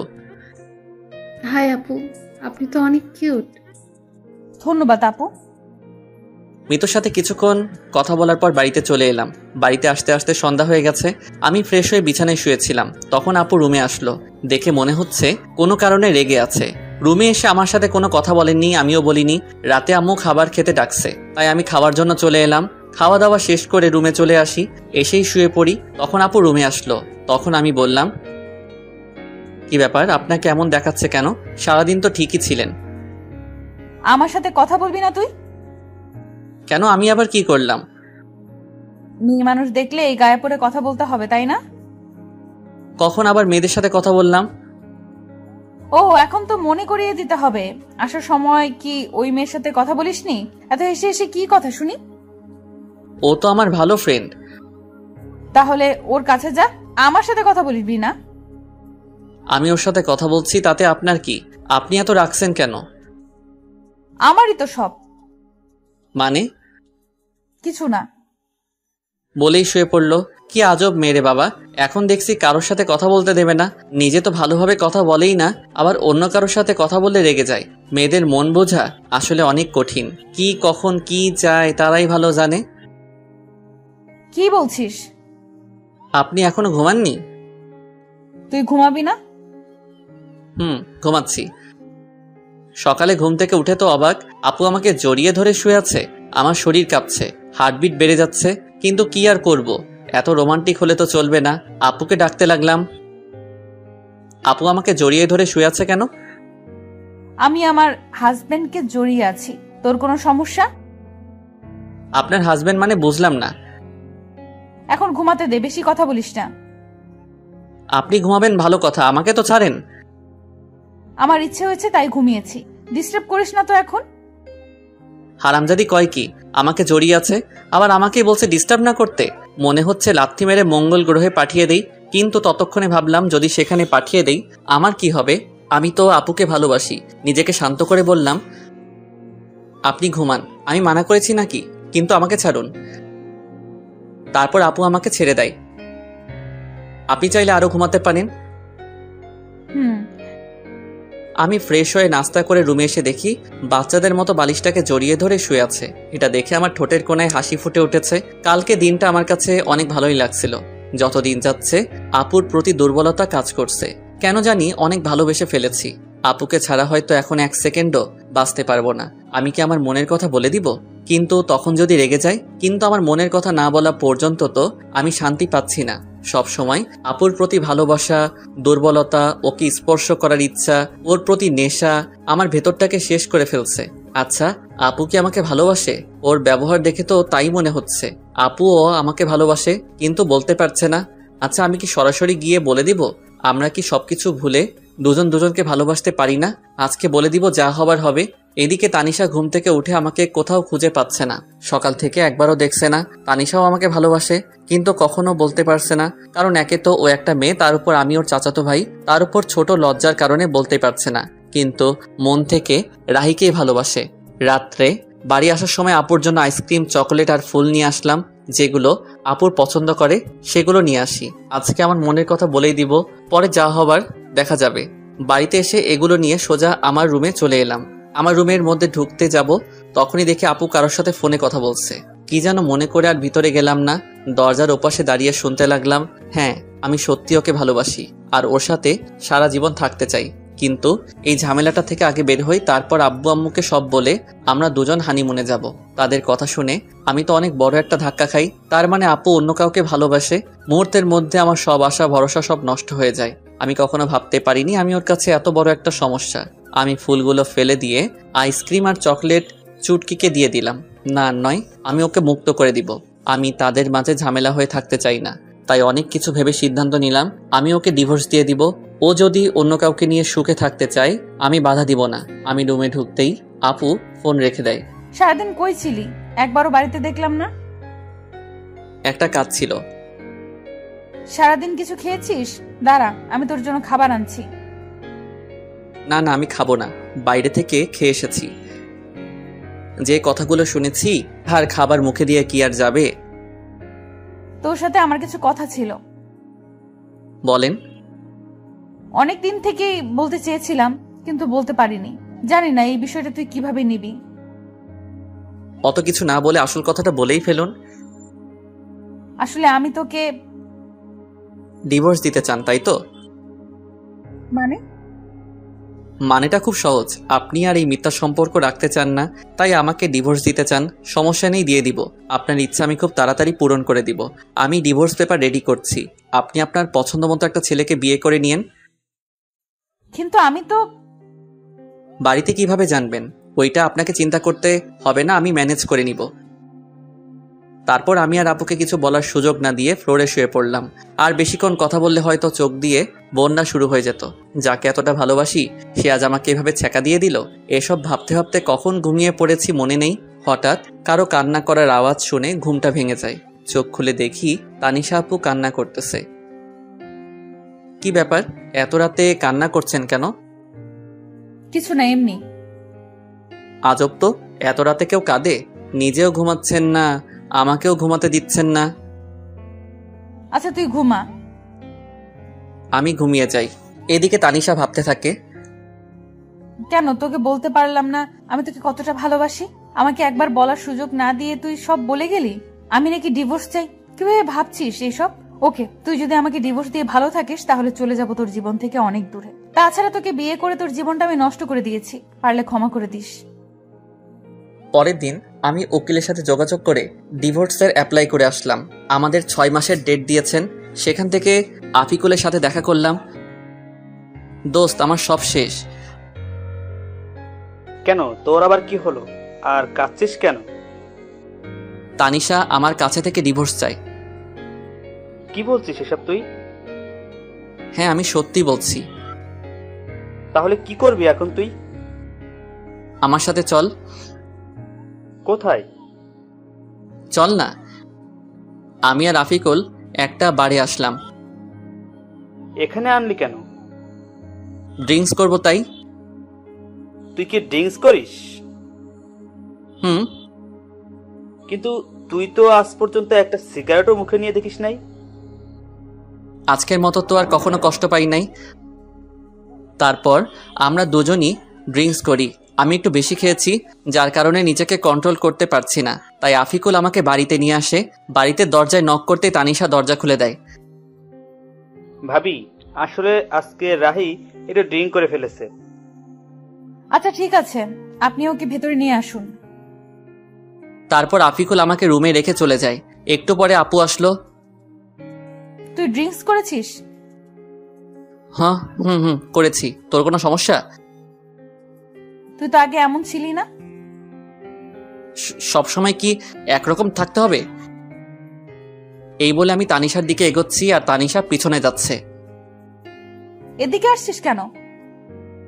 আমার ইচ্ছে হয়েছে, আমি আমার বউকে আদর করব, যা ইচ্ছা তাই করবো। আপনার কোনো সমস্যা? আমি তোকে আগেই বলেছিলাম। পুরো কথা শেষ হওয়ার আগে আমি ওকে ধরে ফেলি। কি করছিস? ছাড় আমাকে। আজকে আমার বউয়ের অধিকার নিয়েই ছাড়বো।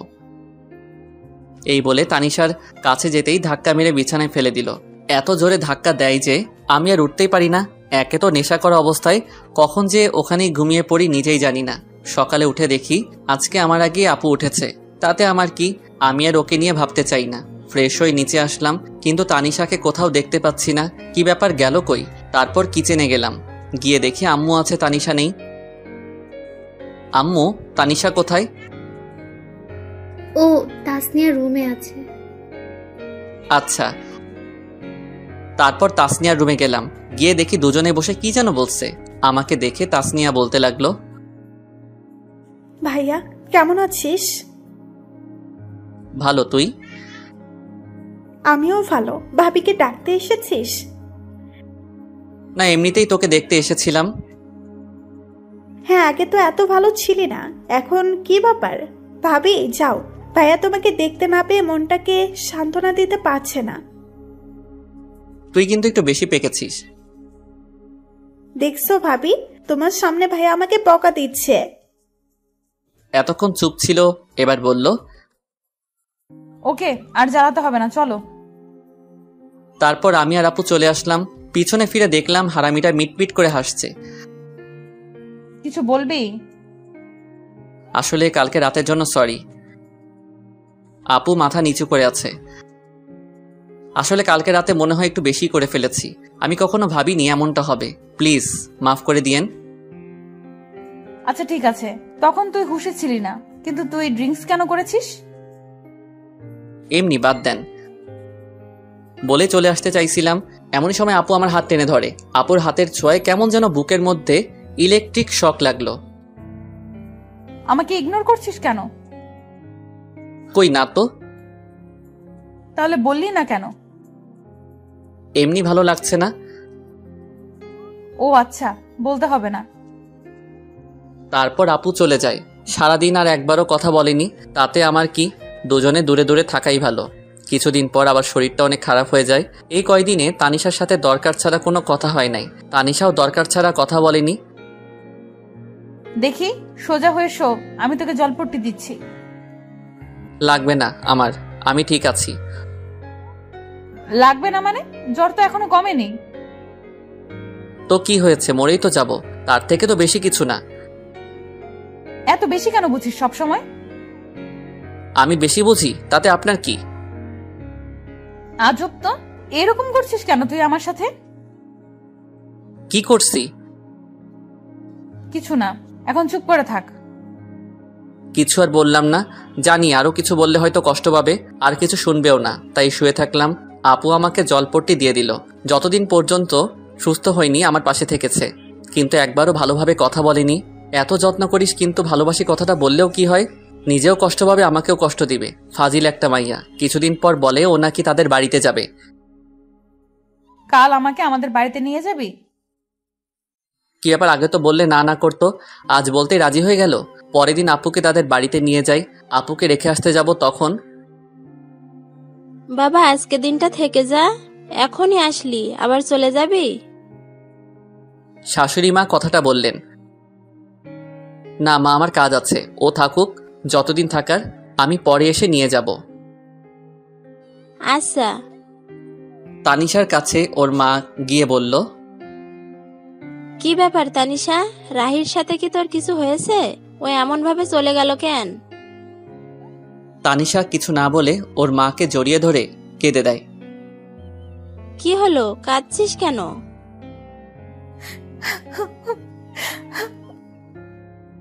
কি হয়েছে পাগলি মেয়ে, এভাবে কাঁদছিস কেন? রাহি কি তোকে কিছু বলেছে? আম্মু, আমি রাহিকে ভালোবেসে ফেলেছি, কিন্তু বলতে পারছি না। ও অন্য কিছু ভেবে আমার উপর রেগে আছে। তারপর ওর মাকে সব খুলে বলে। আমি রাহির সাথে কথা বলে দেখছি। না আম্মু, তোমাকে বলতে হবে না। তুই তো বলতে পারবি না, পাগলি একটা। আমি বলছি। না, আমিই বলবো, তারপর যা হবার হবে। ওকে, তাহলে এবার কান্না থামা, পাগলি একটা। এদিকে আমি বাড়িতে এসে কিছু ভালো লাগে না, মনটা শুধু হাহাকার করছে। কি যেন নেই মনে হচ্ছে। আপুকে ওখানে রেখে এসে তো এখন রুমটা ফাঁকা ফাঁকা মনে হচ্ছে। ওকে কি নিয়ে আসবো? কিন্তু এত রাতে কিভাবে যাব? কাল সকালে গিয়ে নিয়ে আসবো, তা না হলে ওকে দেখতে না পেয়ে মরেই যাব। এদিকে রাতটা যেন কাটতেই চাচ্ছে না, এপাশ ওপাশ করছি। এদিকে তানিশাও অস্থির অস্থির লাগছে, কেন যেন রাহিকে ছাড়া ভালো লাগছে না। অনেক কষ্টের পর সকাল হলো। আমি রেডি হয়ে বেরিয়ে পড়ব। তখনই এত তাড়াহুড়ো করে কোথায় যাচ্ছিস? একটা কাজে। তোর আবার কিসের কাজ? আছে একটা জরুরি কাজ, আমি যাচ্ছি বলে চলে আসলাম। এতক্ষণ পর তানিশা আপুর বাড়িতে চলে আসলাম। এসে কলিং বেল চাপ দিতেই আমার চাচা মানে শ্বশুর মশাই দরজা খুলে আমাকে দেখতে পান। আরে রাহি বাবা, এত সকালে যে? ভেতরে আসতে বলবেন না? আরে আয়, এটা তো তোরই বাড়ি। কে এসেছে গো? দেখে যাও, তোমার মেয়ে জামাই এসেছে। ও রাহি, বাবা ভিতরে এসে বসো। আম্মু, তানিশা কই? ওর ঘরে আছে। আচ্ছা। আমি আর এক মুহূর্তে এখানে না দাঁড়িয়ে আপুর রুমে চলে এলাম। এসে দেখি মহারানী মন খারাপ করে শুয়ে আছে। আমি একটু আওয়াজ করলাম, দেখলাম কোনো সারা শব্দ নেই। আপনার কি মন খারাপ? দেখি আমার কথা শুনে আমার দিকে তাকালো, কিন্তু ওকে দেখে মনটা খারাপ হয়ে গেল। মহারানী শুয়ে শুয়ে কান্না করছিল। তুই এখানে এসেছিস কেন? কেন, আমার শ্বশুর বাড়ি কি আমি আসতে পারি না? না, আসবি না, চলে যা এখান থেকে। কিন্তু আমি তো চলে যেতে আসিনি, আমি তো আপনাকে সাথে করে নিয়ে যেতে এসেছি। আমি কেন তোর সাথে যাব? আমি নিয়ে যাব তাই। আমি যাব না, তুই চলে যা এখান থেকে। আমি তো যাব না আপনি না গেলে। কেন? আমি তোর কে? আপনি আমাকে চাচাতো বউ। এসেছে বউ বউ করতে, যাব না আমি। তানিশা, বললাম তো যাব না। আমি তোমাকে অনেক ভালোবাসি, নিজের থেকে অনেক বেশি। চলো আমার সাথে। কি বললি? ভালোবাসি। কাকে? তোমাকে। প্রথম দিন কি বলেছিলাম? আমি এত কিছু জানি না, আমি জানি তুমিও আমাকে ভালোবাসো। আমার ভেবে দেখতে হবে। আচ্ছা, কিন্তু বাড়িতে চলো আমার সাথে প্লিজ। কিন্তু আব্বু তো আজকে যেতে দিবে না। সেটা আমি দেখতেছি, চলো। তারপর আমি ওকে নিয়ে চলে আসতে লাগলাম। আরে তোমরা কই যাও? চাচা বাড়ি যাব। কিন্তু এখনই তো এলে। আমাদের দরকার আছে। ওদের যেতে দাও। তারপর আমি আর তানিশা বাড়ির উদ্দেশ্যে রওনা দিলাম। আজকে এসে আজকেই চলে গেল, বুঝলাম না তুমি আটকালে না কেন? তারপর চাচি সব খুলে বললেন। এরা পারেও বটে, দেখো এখন সব ঠিক হয়ে যাবে। আমি তানিশাকে বাড়িতে নিয়ে আসলাম। বাড়িতে আসতে আম্মু বলল, কি রে, কালকে দিয়ে আসলি আবার আজকে নিয়ে আসলি? অমনিও থাকতে চাইছিল না তাই। এই জন্যই সকাল সকাল খুব জরুরি কাজ, এইটাই ছিল। আমি আর কথা না বলে তানিশাকে রুমে নিয়ে আসলাম। রুমে আসতে দেখি ও আমার দিকে রাগী লোক নিয়ে তাকিয়ে আছে। আমি ভয়ে বললাম, কি ব্যাপার, অমন করে তাকিয়ে আছেন কেন? আমি থাকতে চাইছিলাম না, তাই না? মানে না। তোর আজকে কি করে দেখ হয়েছে আপনাদের রোমান্স করা? হঠাৎ কথা শুনে দুজনেই চমকে উঠে যাই। তুই এখানে কিছু বলবি? বলতেই তো আসছিলাম, কিন্তু তোমাদের রোমান্সের মাঝে চলে আসলাম। তেমন কিছু না। ভাইয়া, আমি কানা না, আমি তোর থেকে বেশি দেখতে পাই। কি বলবি বল। আমায় কিছু টাকা দে তো। কত লাগবে? 500। আব্বুর কাছে থেকে নে। না, তুই দে, আব্বু বকা দিবে। পরে এসে নিয়ে যাস। ওকে, তোরা রোমান্স চালিয়ে যা। তোকে আজকে।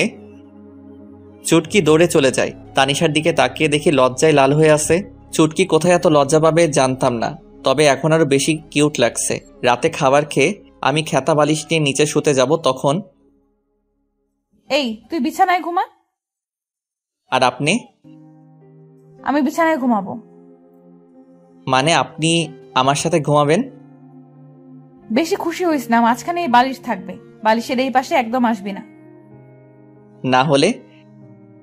তোর খবর আছে। বেডি কয় কি, বউয়ের কাছে নাকি যেতে পারবো না? কি কপাল আমার। কিছু বলছিস? না। এখন ভালো ছেলের মতো ঘুমা। আমিও ঘুমিয়ে পড়ি।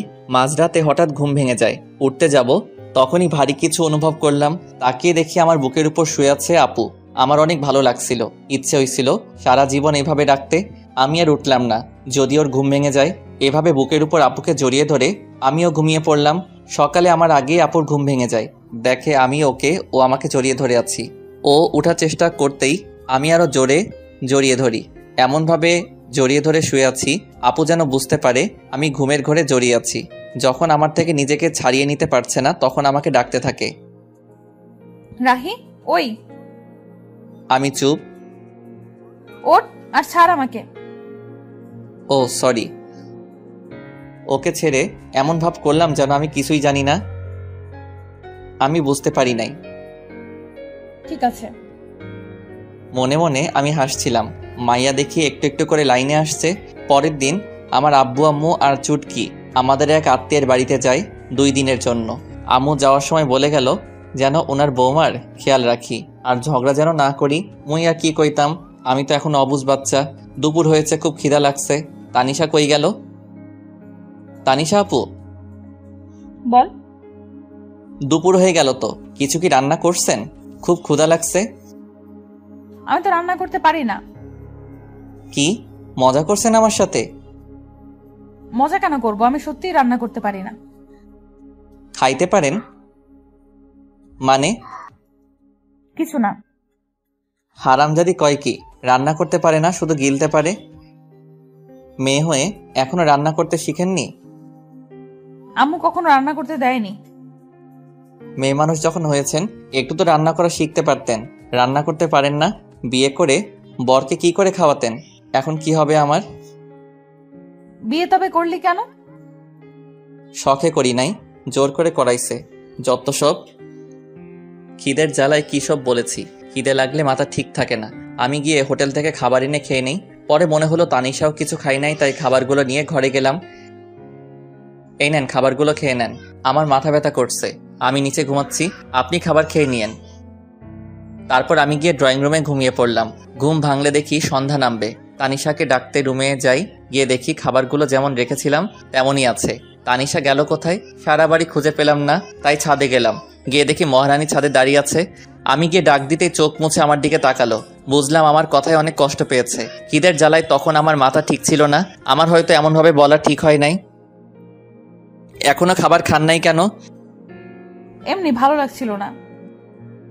সরি, আমি আপনাকে সেভাবে বলতে চাইনি। প্লিজ আমাকে মাফ করে দিয়েন। না, সরি কেন বলছিস? তুই তো ঠিকই বলছিস। না, আমি ঠিক বলিনি। সরি, আমার উপর রাগ করে থাকবেন না। আচ্ছা, রাগ করে নাই। সত্যি? সত্যি।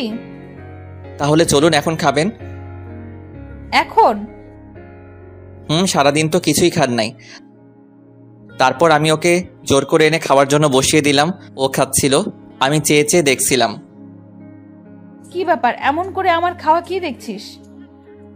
কই না তো। আমি দেখছি তুই আমার খাওয়া দেখছিলি। দেখছি তো, কি হয়েছে? কেন, আমার নজর লাগবে না বুঝি? আমি আমার বউয়ের খাওয়া দেখছি, তাতে আপনার কি? কে তোর বউ? কেন কি বললি? কে তোর বউ? আপনি খান, আমি আসছি। এখন আবার কই যাস? রাতের খাবার আনতে। আপনি তো আর রান্না করতে পারবেন না। পরের দিন এভাবেই চলে গেল। তার পরের দিন বাড়িতে সবাই এলো। এইদিকে মনে মনে আমি একটা প্ল্যান করতে থাকি। পরের দিন সকালে ঘুম থেকে উঠে দেখি তানিশা আমাকে আজকেও জড়িয়ে ধরে আছে। আমিও উঠি না, কারণ এই সময়টা আমার কাছে খুব ভালো লাগে। সারাদিনে ওর এতটাই কাছে আসতে পারি, এটাই আমার জীবনের অনেক কিছু। সারা জীবন আমি ওকে আমার বুকের মধ্যে জায়গা দিতে চাই, যেন কখনো সে হারিয়ে না যায়। আজকে তানিশা ওর ফ্রেন্ডদের সাথে দেখা করতে গেছে। তোর কিছু ভালো লাগছে না। এর মাঝে আমার ফোনটা বেজে উঠল। ফোন হাতে নিয়ে দেখি এক বড় ভাইয়ের ফোন। ফোন রিসিভ করলাম। রাহি বলছো?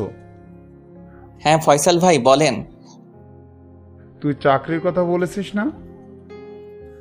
ভাই, বলেছিলাম।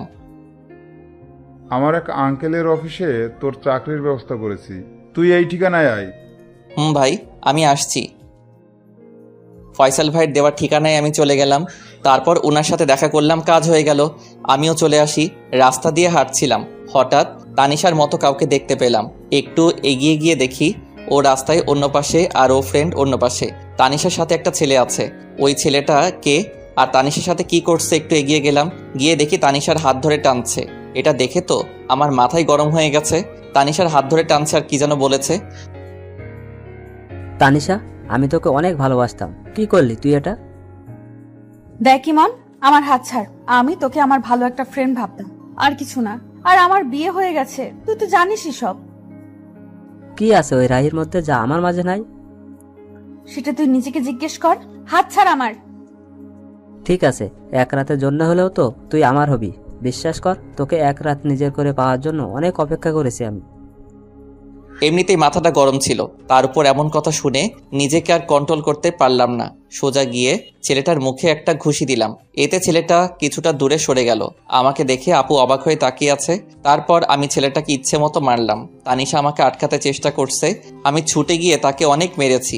আমার তানিশাকে স্পর্শ করেছে, আজকে মেরেই ফেলবো। এমন সময় আশেপাশে মানুষ জড়ো হয়ে যায়। আমি তানিশার হাত ধরে বাড়িতে নিয়ে আসি। তানিশার উপর প্রচুর রাগ হচ্ছে, কিন্তু কিছু বললাম না। তানিশাও বুঝতে পারছে আমি অনেক রেগে, আমি তাই আর কিছু বললাম না। রাতে আম্মু খাবার খাওয়ার জন্য ডাকছে, আমি খাবো না বলে দিছি। তানিশাও একবার ডাকলো খাবার জন্য, আমি না করে দিছি। তুই কি আমার উপর রাগ করে আছিস? বল না। আমি তোকে কিছু জিজ্ঞেস করেছি। কি জানতে চান? আমি রেগে আছি কিনা? হ্যাঁ, আমি রেগেই আছি। আমার বউয়ের হাত ধরে টানাটানি করবে, আজে বাজে কথা বলবে, রাগ হবে না তো কি হবে? কেন গিয়েছিলে তাদের সাথে দেখা করতে? সরি, আমার ভুল হয়ে গেছে, রাগ করিস না। আমি জানতাম না এমন হবে। আপনি আরো অনেক কিছু জানেন না। কি? কিছু না। তাহলে রেগে থাকিস না প্লিজ। আমার দিকে তাকিয়ে একটু হাসি দে। আমি আর কি রাগ করে থাকবো? ওর মায়াবী চেহারা দেখলেই সবকিছু ভুলে যাই।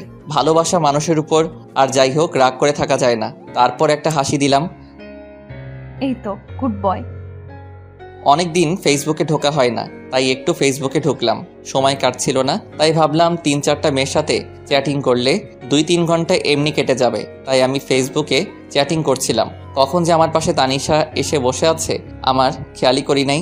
দেখলাম আমার চ্যাটিংও মনোযোগ দিয়ে দেখছে আর রাগে ফুলছে। মনে মনে ভাবলাম আজকে আমাকে কে বাঁচাবে, কিন্তু না, আমার সাথে কিছুই হলো না। আমার বদলে আমার শখের মোবাইলটা শহীদ হইল। আমার হাত থেকে ফোনটা নিয়ে ফ্লোরে আছাড় মারে। এতে করে আমার ফোনের বডি, কলিজা, হার্টবিট সব আলাদা হয়ে যায়। বেচারা আমার জন্য বিনা আন্দোলনে শহীদ হইল। আমার এত শখের মোবাইলটা হারামজাদি ভেঙে ফেললো। পরের দিন আমার অফিসে জয়নিং ডেট ছিল। সকালে ঘুম থেকে উঠে আমি জরুরি কাগজপত্র নিয়ে বেরিয়ে পড়লাম। রাহি, কোথায় যাস? আম্মু, আজকে একটা চাকরির ইন্টারভিউ আছে। ওকে, ভালো করে ইন্টারভিউ দিস। ওকে আম্মু। আম্মু কাছ থেকে বিদায় নিয়ে অফিসে এসে বসে আছি। এক পিয়ন এসে আমাকে ডাক দিল। মিস্টার রাহি, স্যার আপনাকে ভেতরে ডাকছেন। আমি ভিতরে যাই। May I come in sir? Yes come in. তুমি রাহি, তাই না? জি স্যার। কাল আমাকে ফয়সাল সব বলেছিল তোমার কথা। তোমার ফাইলগুলো আমাকে দাও। এই নেন। মিস্টার সাব্বির, ওনাকে ওনার কেবিন দেখিয়ে দিন। ওনার পিয়ন কে বললেন? আসুন আমার সাথে। চলুন। উনি আমাকে কেবিন দেখিয়ে চলে গেল। আমি কিছুক্ষণ বসেছিলাম, তারপর স্যার ডাকলো। স্যার, আমার চাকরি হয়ে যাবে তো? আরে তোমার চাকরি তো কালকেই হয়ে গেছে। আমি শুধু তোমার ফাইলগুলো একটু দেখছিলাম। সত্যি স্যার? এবার বলো, তোমার স্যালারি কত দিলে চলবে? আমি কি বলবো স্যার, আপনি বলেন। 30,000 হলে চলবে? আপনি যা ভালো বোঝেন স্যার। ফয়সাল আমার ছেলের মতো, তাই তুমি কোনো চিন্তা করো না। আজ থেকে তুমি এই কোম্পানির ম্যানেজার, ওকে? ধন্যবাদ স্যার। তারপর আমি অফিস থেকে চলে আসি। আজকে আমার অনেক খুশি লাগছে। হঠাৎ মনে পড়লো আজকে তো তানিশার জন্মদিন, ওকে আজকে সারপ্রাইজ দিতে হবে। বাড়ি আসার সময় সব জিনিসপত্র নিয়ে এলাম, আর সবার জন্য মিষ্টিও নিয়ে এলাম। আম্মু দরজা খুলে দিতেই আম্মুকে মিষ্টি খাওয়ালাম। মিষ্টি কি জন্য? আম্মু, আমার নতুন চাকরি হয়ে গেছে। এটা তো খুব ভালো কথা, তোর আব্বু শুনলে অনেক খুশি হবে। আম্মু, চুটকি কই? কি ব্যাপার, আজকে তানিশাকে না খুঁজে তাসনিয়াকে? আম্মু তুমি না? ওর ঘরে আছে। আমি গিয়ে চুটকির সাথে দেখা করলাম, তারপর রুমে চলে এলাম। তানিশাকে বললাম আমার সাথে একটু আসতে। কোথায় যাব? আমার সাথে চলুন না। তারপর আমি ওকে ছাদে নিয়ে গেলাম। ছাদে যাওয়ার আগেই আমি ওর চোখ বন্ধ করে নিলাম। কি করিস? চুপ। আমি ছাদে নিয়ে গিয়ে চোখ ছেড়ে দেই। তানিশা চোখ খুলে অবাক হয়ে যায়। ছাদের মধ্যে মোমবাতি দিয়ে লেখা happy birthday to you Tanisha. আমি ওর সামনে হাঁটু গেড়ে বসে বললাম, happy birthday Tanisha. Thank you so much. I love you Tanisha, I really love you. এই বলে আমি তানিশার হাতে আংটি পরিয়ে দেই, কিন্তু এর মধ্যে তানিশার কোনো রিয়াকশন নেই। আমি অবাক হয়ে যাই। কিছু বলছো না যে? আমি কি তোমার ভালোবাসার যোগ্য না? সেটা না। আজকে যদি তুমি কিছু একটা না বলো তাহলে আমি বলেই চাকু নিয়ে হাতে ধরি। কি করছিস কি? আজকে যদি ভালোবাসার কথা না বলো তাহলে আজকে আমি হাত কেটে ফেলবো, আর এই জীবন রাখতে চাই না। বলেই চাকু দিয়ে হাতে টান দিতেই যাব, তখন তানিশা দৌড়ে এসে চাকু ফেলে দিয়ে জড়িয়ে ধরে কান্না করতে করতে, কি করছিস তুই? তোর কিছু হলে আমার কি হবে? কেন? তুমি তো আমাকে ভালোবাসো না? কে বলছে? অনেক ভালোবাসি তোকে। তাহলে বলনি কেন আগে? এমনি। তুই কখনো বলেছিস? বলেছি। ভালো করছিস। ভালোবাসি জানি তো। অনেকক্ষণ তানিশা আর আমি একে অপরকে জড়িয়ে ধরে থাকি। কেকটা কাটো। তোর মনে ছিল? আমার একমাত্র বউয়ের জন্মদিন আমার মনে থাকবে না? হয়েছে হয়েছে, আর পাম মারতে হবে না। তারপর আমি আর তানিশা মিলে কেকটা কাটি। আমি ওকে খাইয়ে দেই আর ও আমাকে খাইয়ে দেয়। এই মুহূর্তটা আমার কাছে মনে হলো নতুন অনুভূতি। এতদিন পর আজকে আমার খুশি লাগছে। অনেক রাত হয়েছে, চলো এখন। এমন ভাবে যাব না। তাহলে? আমি হেঁটে যেতে পারবো না। তাহলে কিভাবে যাবেন? বুঝতে পারছিলাম ও আমার খুলে উঠে যাওয়া কথা বলছে, তার জন্য এমন করে বলেছে। আমি না বোঝার ভান করলাম। সব কথা কি মুখে বলতে হয়? বুঝতে পারছি। বলে তানিশাকে খুলে তুলে নিলাম, আমার গলা জড়িয়ে ধরলো। আমি ছাদ থেকে ওকে রুমে নিয়ে আসলাম। রুমে এসে তো তানিশা অবাক হয়ে যায়। রুমটা এত সুন্দর করে কে সাজালো? তানিশার পছন্দ সব ফুল দিয়ে সাজানো। পছন্দ হয়েছে? অনেক। কে করলো এসব? সেটা না হয় পরে জানবে। ওকে। তারপর আমি দরজা লাগিয়ে তানিশাকে বিছানায় ফেলে দেই। আমি তানিশার উপরে উঠে ওকে দেখতে থাকি। তানিশা আমাকে ধাক্কা দেয়, কিন্তু লাভ হয় না। আমি ওর কাছে যেতেই তানিশা লজ্জায় চোখ বন্ধ করে নেয়। আমি ওর গোলাপি ঠোঁটে কিস করতেই ও কেঁপে ওঠে। আমি আস্তে আস্তে ওর ঠোঁটে কিস করতে করতে গলায় কিস করি। এরপর তানিশা নিজেই আমার উপর ঠোঁটে কিস করতে শুরু করে। তারপর আমার দুজনেই হারিয়ে যায় ভালোবাসার অতল সাগরে। সকালে আমার আগেই তানিশার ঘুমটা ভেঙে যায়। তানিশা দেখে আজকেও আমার বুকের উপর শুয়ে আছে। তানিশার কাছে আজকে সকালটা একদম অন্যরকম। অনেক খুশি খুশি লাগছে, কিন্তু কাল রাতের কথা মনে পড়তেই কিছুটা লজ্জা পাই। তাকিয়ে দেখে এখনো রাহি ঘুমিয়ে আছে। তাই রাহির কপালে আলতো করে একটা কিস দেয়। এতে রাহি তানিশাকে আরো শক্ত করে জড়িয়ে ধরে। তানিশা বুঝতে পারে রাহি জেগে আছে এখনো, তাই রাহির কাছ থেকে ছাড়ার জন্য চেষ্টা করে, কিন্তু পারে না। রাহি আরো শক্ত করে জড়িয়ে ধরে কিস দেয়। কি মশাই, সারা রাত তো ঘুমাতে দেন নাই, এখন আবার কি? এখন ওইটা? একদম না, সারা রাত আদর করে শখ মেটেনি। না, এখন একটু। No mister. ওকে একটা কিস তো দিবা? ওকে, চোখ বন্ধ করো। কেন? এখন আবার লজ্জা কি? চোখ বন্ধ করতে বলছি, বন্ধ করো। ওকে। আমি চোখ বন্ধ করলাম। একটু পর তানিশা ওর ঠোঁটে আমার ঠোঁটের সাথে এক করে দিল। বাহ, সকাল সকাল এমন মিষ্টিকে ঘুম ভাঙলে লাইফটাই সুন্দর হয়ে যেত। তারপর তানিশা গোসল করতে চলে যায়। আমি শুয়ে রইলাম। তানিশা গোসল করে এসে দেখে আমি এখনো ঘুমিয়ে আছি। কি ব্যাপার, উঠবে না নাকি সারাদিন শুয়ে থাকবে? এই শোনো। তানিশা চুল মুছতে মুছতে আমার কাছে আসতেই আমি টান দিয়ে আমার কাছে নিয়ে আসি। এতে ওর ভিজা চুল আমার মুখের উপরে পড়ে। চুল থেকে এত সুন্দর সুগন্ধি আসছিল, সেটা মনে হয় সব পারফিউমকে হার মানাবে। তানিশা আমাকে মুখের উপর থেকে চুলগুলো সরিয়ে নেয়, মেজাজটা খারাপ করে দিল। কত সুন্দর লাগছিল, দিল তো 12টা বাজিয়ে। কি হলো এটা? তুমি তো আমাকে তোমার উপর ফেলে দিলে। চুলগুলো কেন সরালে? কত ভালো লাগছিল। আমি জানি না কি মাথা মোটা। কি বললে? কিছু না। আজকে তোমাকে এত সুন্দর লাগছে কেন? আগে সুন্দর লাগতো না বুঝি? আগে লাগতো, কিন্তু তার থেকে বেশি এখন লাগছে। মন চাচ্ছে সারাদিন আজকে তোমাকে আদর করি। চুপ বদমাইশ। এবার ছাড়ো, অনেক দেরি হয়ে যাচ্ছে, বাইরে যেতে হবে। ওকে। তানিশা চলে যায়, আমিও ঘুম থেকে উঠে ফ্রেশ হতে যাই। তানিশা কিচেনে আম্মুর কাছে গিয়েছে রান্না শিখতে। তুই এখানে কেন এলি? আমাকে তো কোনো কাজই করতে দাও না, তোমার একটু হেল্প করি। কি ব্যাপার, তুমি এইভাবে হাসতেছো কেন? তোকে কাজ করতে হবে না, রাহির কাছে যা। যাচ্ছি, তবে হাসছো কেন বলবে তো? তারপর তানিশা চলে যায় আমার কাছে। কি ব্যাপার ম্যাডাম? আম্মু আমাকে দেখে বারবার এভাবে হাসছে কেন? কি বলো? হ্যাঁ বললাম, হাসছো কেন? বলে কিছু না, তোমার কাছে যেতে বলেছে। আমি ওর দিকে একটু ভালো করে তাকিয়ে হাত ধরে ঘরে নিয়ে আসলাম। কি হলো, এইভাবে নিয়ে আসলে কেন? এই দেখো।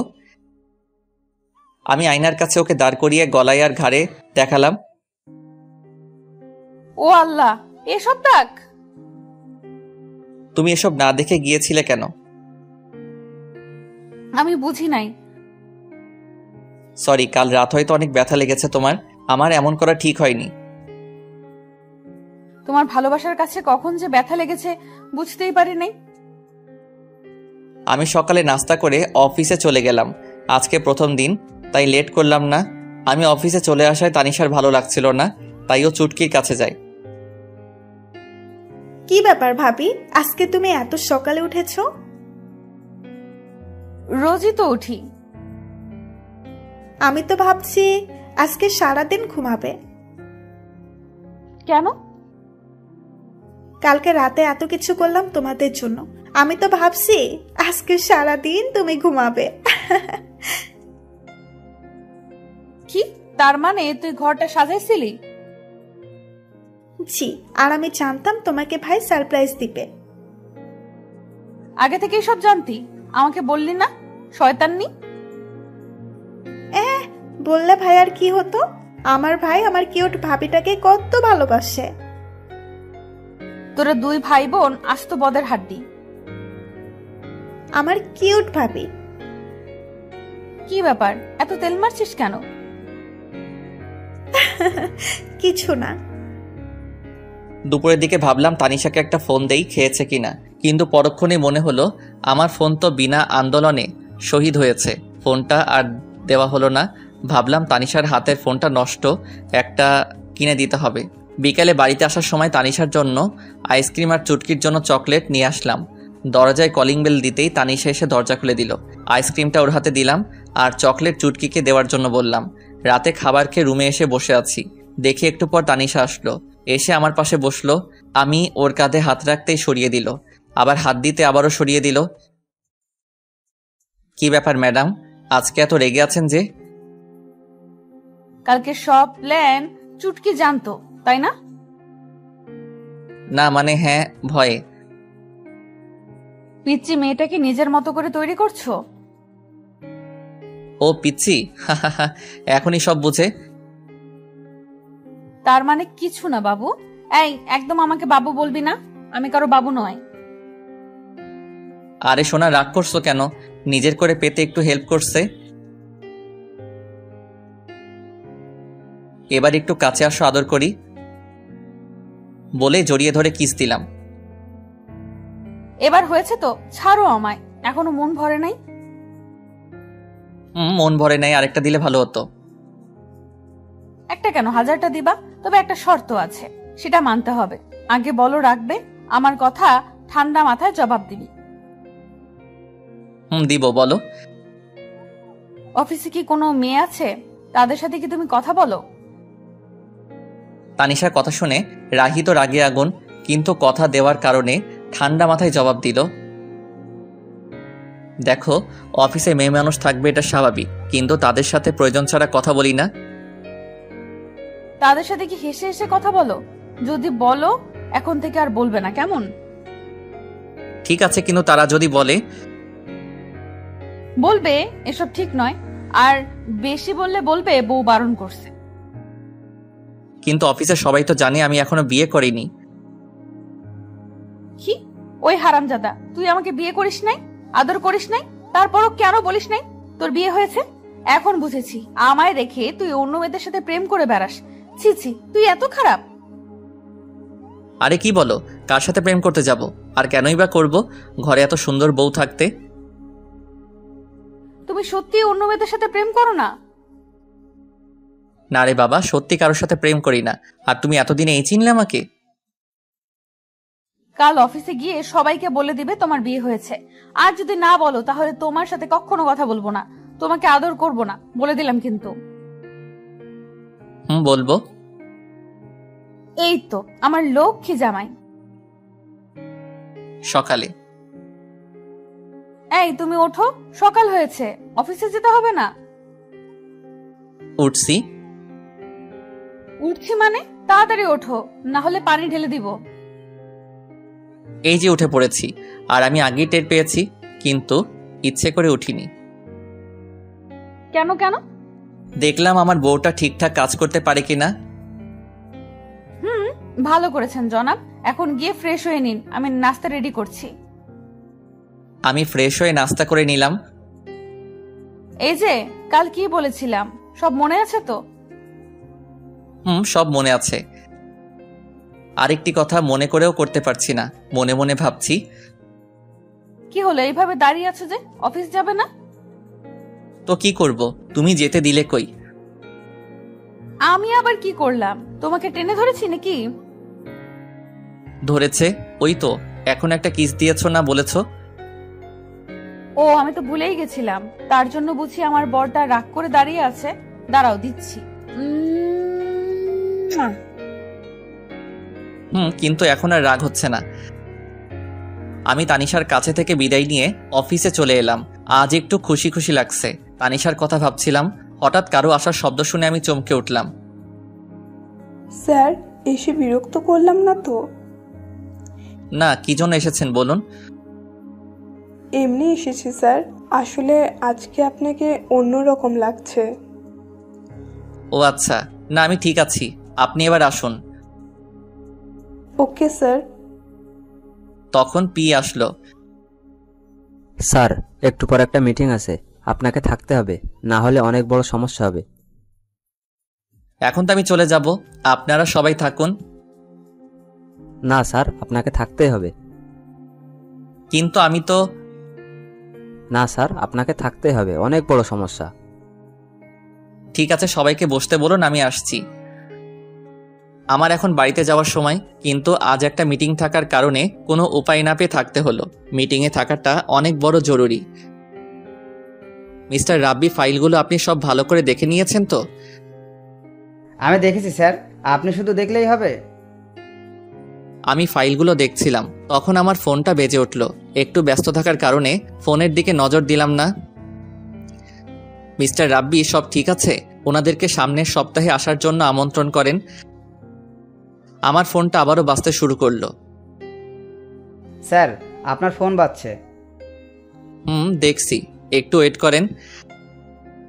আমি সেখান থেকে সরে এসে ফোনটা হাতে নিল। ফোনটা রিসিভ করতেই, কি ব্যাপার, কখন থেকে তোমাকে ফোন করে যাচ্ছি, তুমি ফোন রিসিভ করলে না কেন?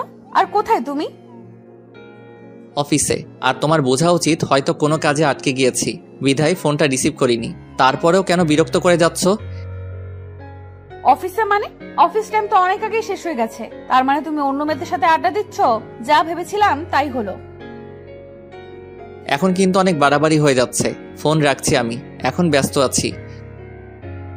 বলেই ফোনটা কেটে দিলাম। এভাবে রেগে কথা বলা আর হুট করে ফোন রেখে দেওয়ায় তানিশার একটু সন্দেহ হলো, আর মনে মনে ভাবছে, তাহলে কি রাহি আমাকে ধোকা দিচ্ছে? না, এর শিকড় আমাকে টেনে বের করতেই হবে। মিটিং শেষ করে 2 ঘন্টা পর বাড়িতে আসলাম। এসে দরজায় কলিং বেল চাপ দিলাম। সাথে সাথেই তানিশা এসে দরজা খুলে দিল। এতক্ষণ নিশ্চয়ই পথের দিকে চেয়েছিল। তখন বলতে লাগলো, এই ছেলে, কি পেয়েছিস কি? ঘরে বউ রেখে অন্য মেয়েদের সাথে মেলামেশা করবি, আর বাড়িতে এসে এমন ভাব করবি যেন এখন অফিস থেকে এসেছিস। তানিশা, এখন কিন্তু একটু বাড়াবাড়ি হয়ে যাচ্ছে। আমি বাড়াবাড়িই করছি, সত্যি বললাম তো, তাই শুনতে খারাপ লাগছে। আমি নিজের রাগ কন্ট্রোল করতে না পেরে নিজের গালে নিজেই 2টা থাপ্পড় মারি। এমনিতেই আজকে কাজের অনেক ধকল গেছে, তার উপর বাড়িতে আসতে না আসতে কি সব শুরু করে দিয়েছ। আমি তোমাকে আগেই বলেছি আমার কোনো মেয়ের সাথে মেলামেশা নেই। আগে যাই একটু কথা বলতাম, এখন তাও বলি না, কারণ তুমি আছো, তোমাকে নিয়েই ভাবতে চাই। তাহলে আজ এত লেট করলি কেন? ফোন করলাম, কথা না বলে কেটে দিলি। নিশ্চয়ই তখন পাশে কোনো মেয়ে ছিল। ছিল, তবে কোনো বাজে মেয়ে ছিল না। তাহলে কেন বললি না? কাজে আটকে গিয়েছিলাম, তার উপর একটা মিটিং ছিল। সরি, আগে বলনি কেন? তাহলে তো এত বাজেভাবে বকা দিতাম না। আমার বুকের উপর ঠুস করে মাথা রেখে কথাগুলো বলল। আমাকে বলার সুযোগ দিয়েছো তুমি? সরি বাবা, এবার ফ্রেশ হতে যাও। রাতে খাবার খেয়ে যে যার মতো রুমে চলে গেল। আমি রুমে এসে অভিমান করে বসে আছি। কি হলো, এভাবে মুখ গোমড়া করে বসে আছো কেন? কি হলো আমার পাগলটার? কি হলো, এভাবে মুখ গোমড়া করে বসে আছো কেন? কথা না বললে কিন্তু আমি অন্য রুমে চলে যাব বলে দিলাম। যাও না কেন, আটকে রেখেছে? তুমি এখনো আমার উপর রেগে আছো? এই যে কান ধরছে, আর কখনো এমন হবে না। সরি বাবু। এসব বলে কাজ হবে না, ঘুষ লাগবে। ঘুষ দেওয়া এবং নেওয়া আমি পছন্দ করি না। তানিশা বুঝতে পারছে আমি কিসের নেশায় ধরেছে, তাই একটু দুষ্টুমি করে বলল, তুমি পছন্দ করতে হবে না, আমি পছন্দ করি, তাই আমি ঘুষ নিব। আমি না দিলে তুমি কিভাবে নিবে? না দিলে জোর করে আদায় করে নিব। বলি তানিশার দিকে এগোচ্ছি, আর তানিশা পিছনে যাচ্ছে। একদম কাছে আসবে না। আসলে কি করব? খারাপ হয়ে যাবে কিন্তু। খারাপটাই তো দেখতে চাই। এই বলে আমি তানিশার কাছে গিয়ে গলায় কিস করে আস্তে আস্তে ঘাড়ে চুমু দিচ্ছিলাম। এরপর দুজনের নিঃশ্বাস ঘন হয়ে যায়। এরপর আমি তানিশাকে কোলে করে নিয়ে বিছানায় ফেলে দেই। অনেক খুনসুটি দুষ্টামি করে দুজনেই ঘুমিয়ে পড়ি। আজকে একটু বেলা হয়ে গেছে, কারো ওঠার নামগন্ধ নেই। তখন আম্মু ডাক দিল, কি হয়েছে রাহি? অনেক বেলা হয়ে গেছে, এখনো উঠছিস না? অফিসে দেরি হয়ে যাচ্ছে তো। আম্মু একটু ঘুমাই। আর ঘুমাতে হবে না, আর ঘুমালে তোমার অফিসে যাওয়া হবে না। আচ্ছা, উঠছি। তারপর আমি ফ্রেশ হয়ে নাস্তা করে অফিসে চলে এলাম। দেখি রাব্বি আমার কেবিনে বসে আছে। কি ব্যাপার? কিছু না স্যার, অন্য দিনের তুলনায় আজকে একটু লেট হয়েছে। আচ্ছা যাও, কাজ করো গিয়ে। রাব্বি চলে গেল। আমি কেবিনে বসে কাজ করছিলাম, তখন আমার ফোনটা কান্না করে উঠল। ফোনটা হাতে নিয়ে দেখি অচেনা নম্বর। খুব বিজি, আমাকে একটু সময় দিতে পারো না? আপনি কোথাও ভুল করছেন, আমি আপনাকে চিনি না, আর নাম্বারটাও কোনোদিন দেখিনি। ও, এখন তো মনে থাকবেই না। বিয়ের আগে কত কিছু করেছো, বিয়ে করার সাথে সাথে সব শেষ। আপনি কে বলুন তো? বলবো না। ওকে ভাই, আমি ফোন রেখে দিলাম। এই না, বলছি। আজ আম্মুর কাছ থেকে নতুন সিম নিয়েছি তোমার সাথে দুষ্টমি করব বলে। তাই তো, কি করেছে আমার বাবুটা? কথা বলছি জনাব, তুমি কি করছো? একটা মেয়ের কোলে মাথা রেখে শুয়ে আছি। কি বললি তুই হারামি? লুচ্চা বেটা, তোর সাথে কোনো কথা নাই। তুই কোনো দিন আমাকে বউ বলবি না। তানিশা ফোন রেখে দিল। আমি হাসতেছি, কেমন বোকা বানিয়ে দিলাম তানিশাকে। একটু পর আম্মুর ফোন এলো। হ্যালো আম্মু, বলো। অসময়ে ফোন দিলা যে, কি কিছু হয়েছে? কিছু হয়নি, কিন্তু হঠাৎ তানিশা কেমন যেন করছে।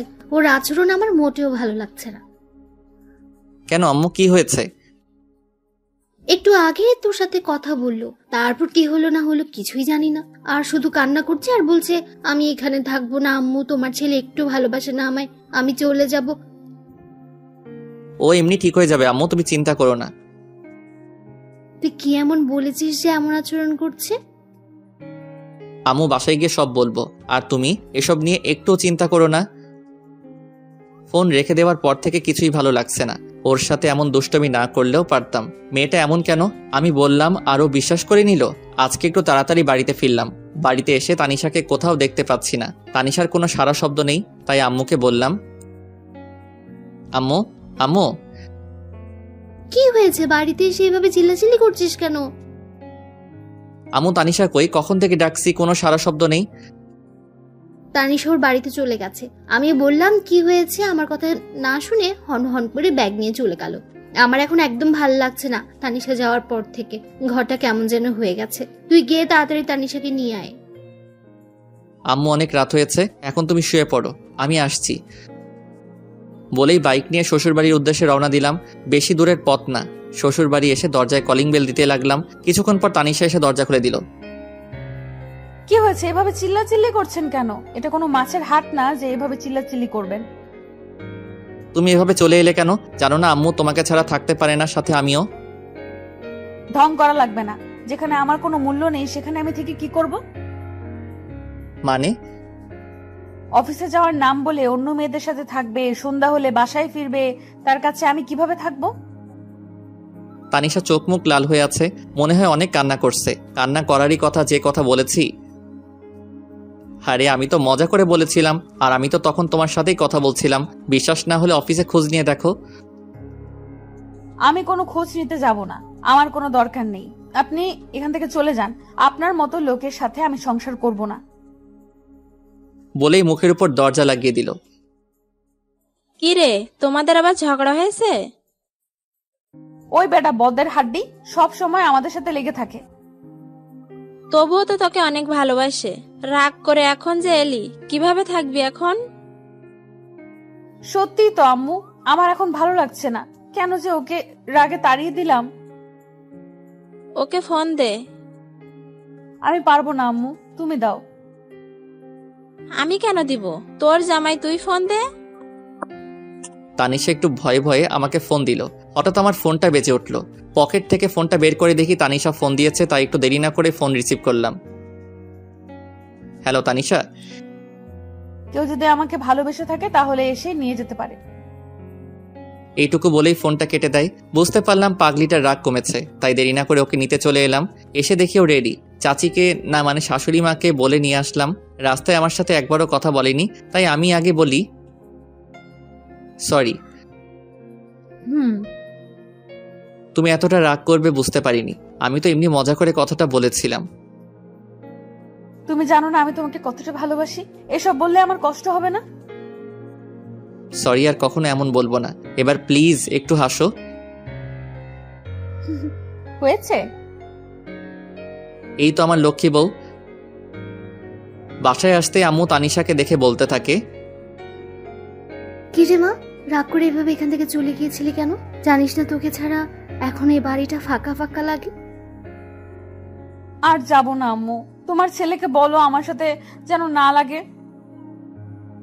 রাহি, তুই সবসময় আমার মেয়েটার পেছনে লেগে থাকিস কেন? তানিশা, তোর সাথে আর এমন করলে আমাকে বলবি, তখন মজা দেখাবো হারামজাদাকে। ওকে।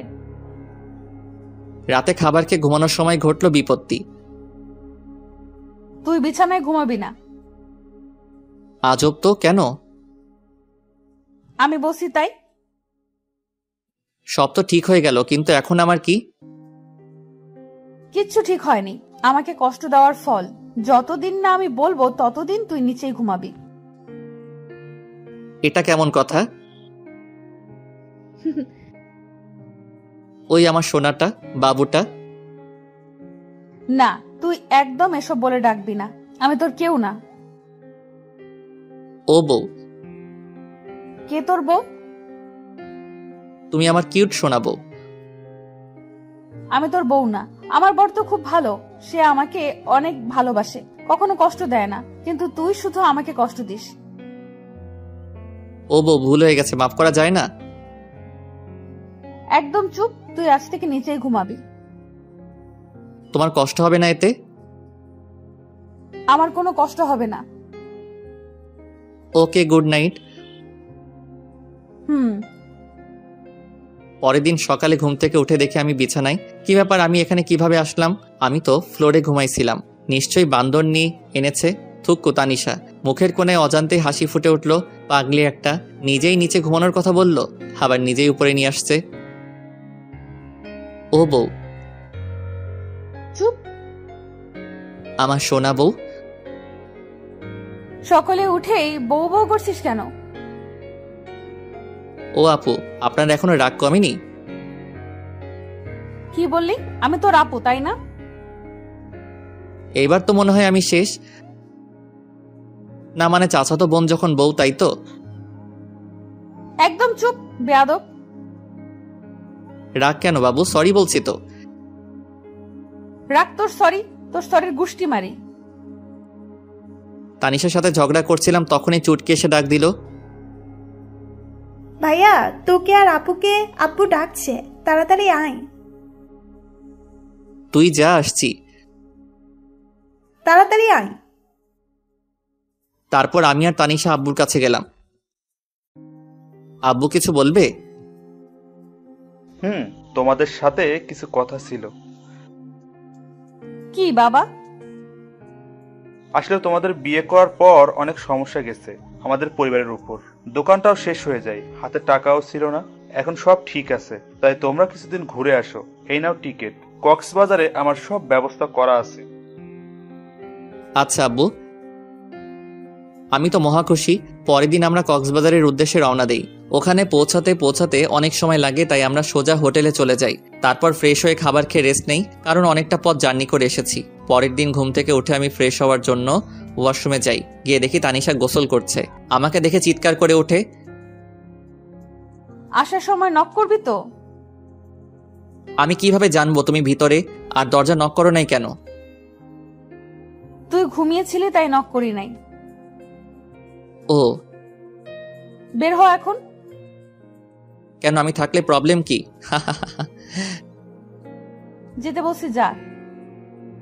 না, আমি বাথরুমের দরজাটা নক করে ওর দিকে এগিয়ে যাই। তানিশা ভয় পিছনে যেতে থাকে। আমি তানিশার অ্যাক্টিভারের কাছে যেতেও ও চোখ বন্ধ করে নেয়। তারপর আমি চলে আসি। তানিশা হাত ছেড়ে বাঁচলো। এখনো কি আমার উপর অভিমান করে আছো? প্লিজ আমার দূরে দূরে রেখো না, অনেক কষ্ট হচ্ছে আমার। আমি গিয়ে ওর হাত ধরি। প্লিজ তানিশা কিছু না বলে আমাকে জড়িয়ে ধরে। কখনো ছেড়ে যাবে না তো? জীবন থাকতেও না। কখনো যাবে না তো? বাঁচতে হলে একসাথে বাঁচবো, মরতে হলে একসাথে মরবো। প্রমিস? প্রমিস। ওই হুম। আমার না ছোট একটা রাহি লাগবে। তাই? হুম। কিন্তু আমার যে ছোট্ট একটা তানিশা লাগবে। তানিশা লজ্জা পেয়ে আমার বুকে মুখ লুকায়। আমি ওকে কোলে করে নিয়ে বিছানায় ফেলে দেই। ওর ঠোঁটের সাথে আমার ঠোঁট এক করে দেই। তারপর কি হলো সেটাও কি বলতে হবে? আপনাদের কি লজ্জা শরম কিছু নেই? এটা জানার জন্য বসে আছেন? জান মিয়া। 1 বছর পর আমি মাথায় হাত দিয়ে বসেছিলাম, ঠিক তখনই স্যার, আপনার মেয়ে হয়েছে। তানিশা কেমন আছে? ভালো না, শেষবারের মতো দেখে আসেন। কি বলছেন এসব? আমি কেবিনে গিয়ে, এই তানিশা উঠো, দেখো আমাদের মেয়ে হয়েছে, তোমার মতোই মিষ্টি। এই তানিশা দেখো না একবার, প্লিজ একবার কথা বলো। তুমি কিন্তু তোমার প্রমিস ভেঙে ফেলছো। তুমি আমাকে প্রমিস করেছিলে একসাথে বাঁচবো, একসাথে মরবো, কিন্তু তুমি আমাকে আগে রেখে যেতে পারো না। ঠিক আছে, আমিও চলে যাব। তখনই তানিশা আমার হাত ধরে বলে, এই পাগল, তুমি আমাকে ছেড়ে কই যাবে? কোথাও না, আমার পাগলিটাকে বুকে নিয়ে রাখবো। তানিশাকে জড়িয়ে ধরেছিলাম, তখনই আমাদের রাজকন্যা কোথায় দেখি? তানিশা আমাকে ছেড়ে দিয়ে, এখানে আছে আম্মু। সবাই দেখে সরো, আমি বাবুটাকে দেখব। চুটকি বাবুকে দেখে বলতে থাকে, আমি একটু কোলে নেই। তারপর বাবুটাকে কোলে নিয়ে বলে, আপু, বাবুটা একদম দেখতে তোমার মতো কিউট হয়েছে। ওকে আমার কাছে দে, ও আমার মেয়ে। তোর মেয়ে? আমি কি খেয়ে ফেলছি নাকি? এই কথা শুনে সবাই হেসে উঠল। তারপর আমার মিষ্টি মেয়েকে নিয়ে সবাই আনন্দ করলো। সন্ধ্যার সময়, আম্মু আব্বু তোমরা বাসায় চলে যাও, আমি তানিশার কাছে আছি।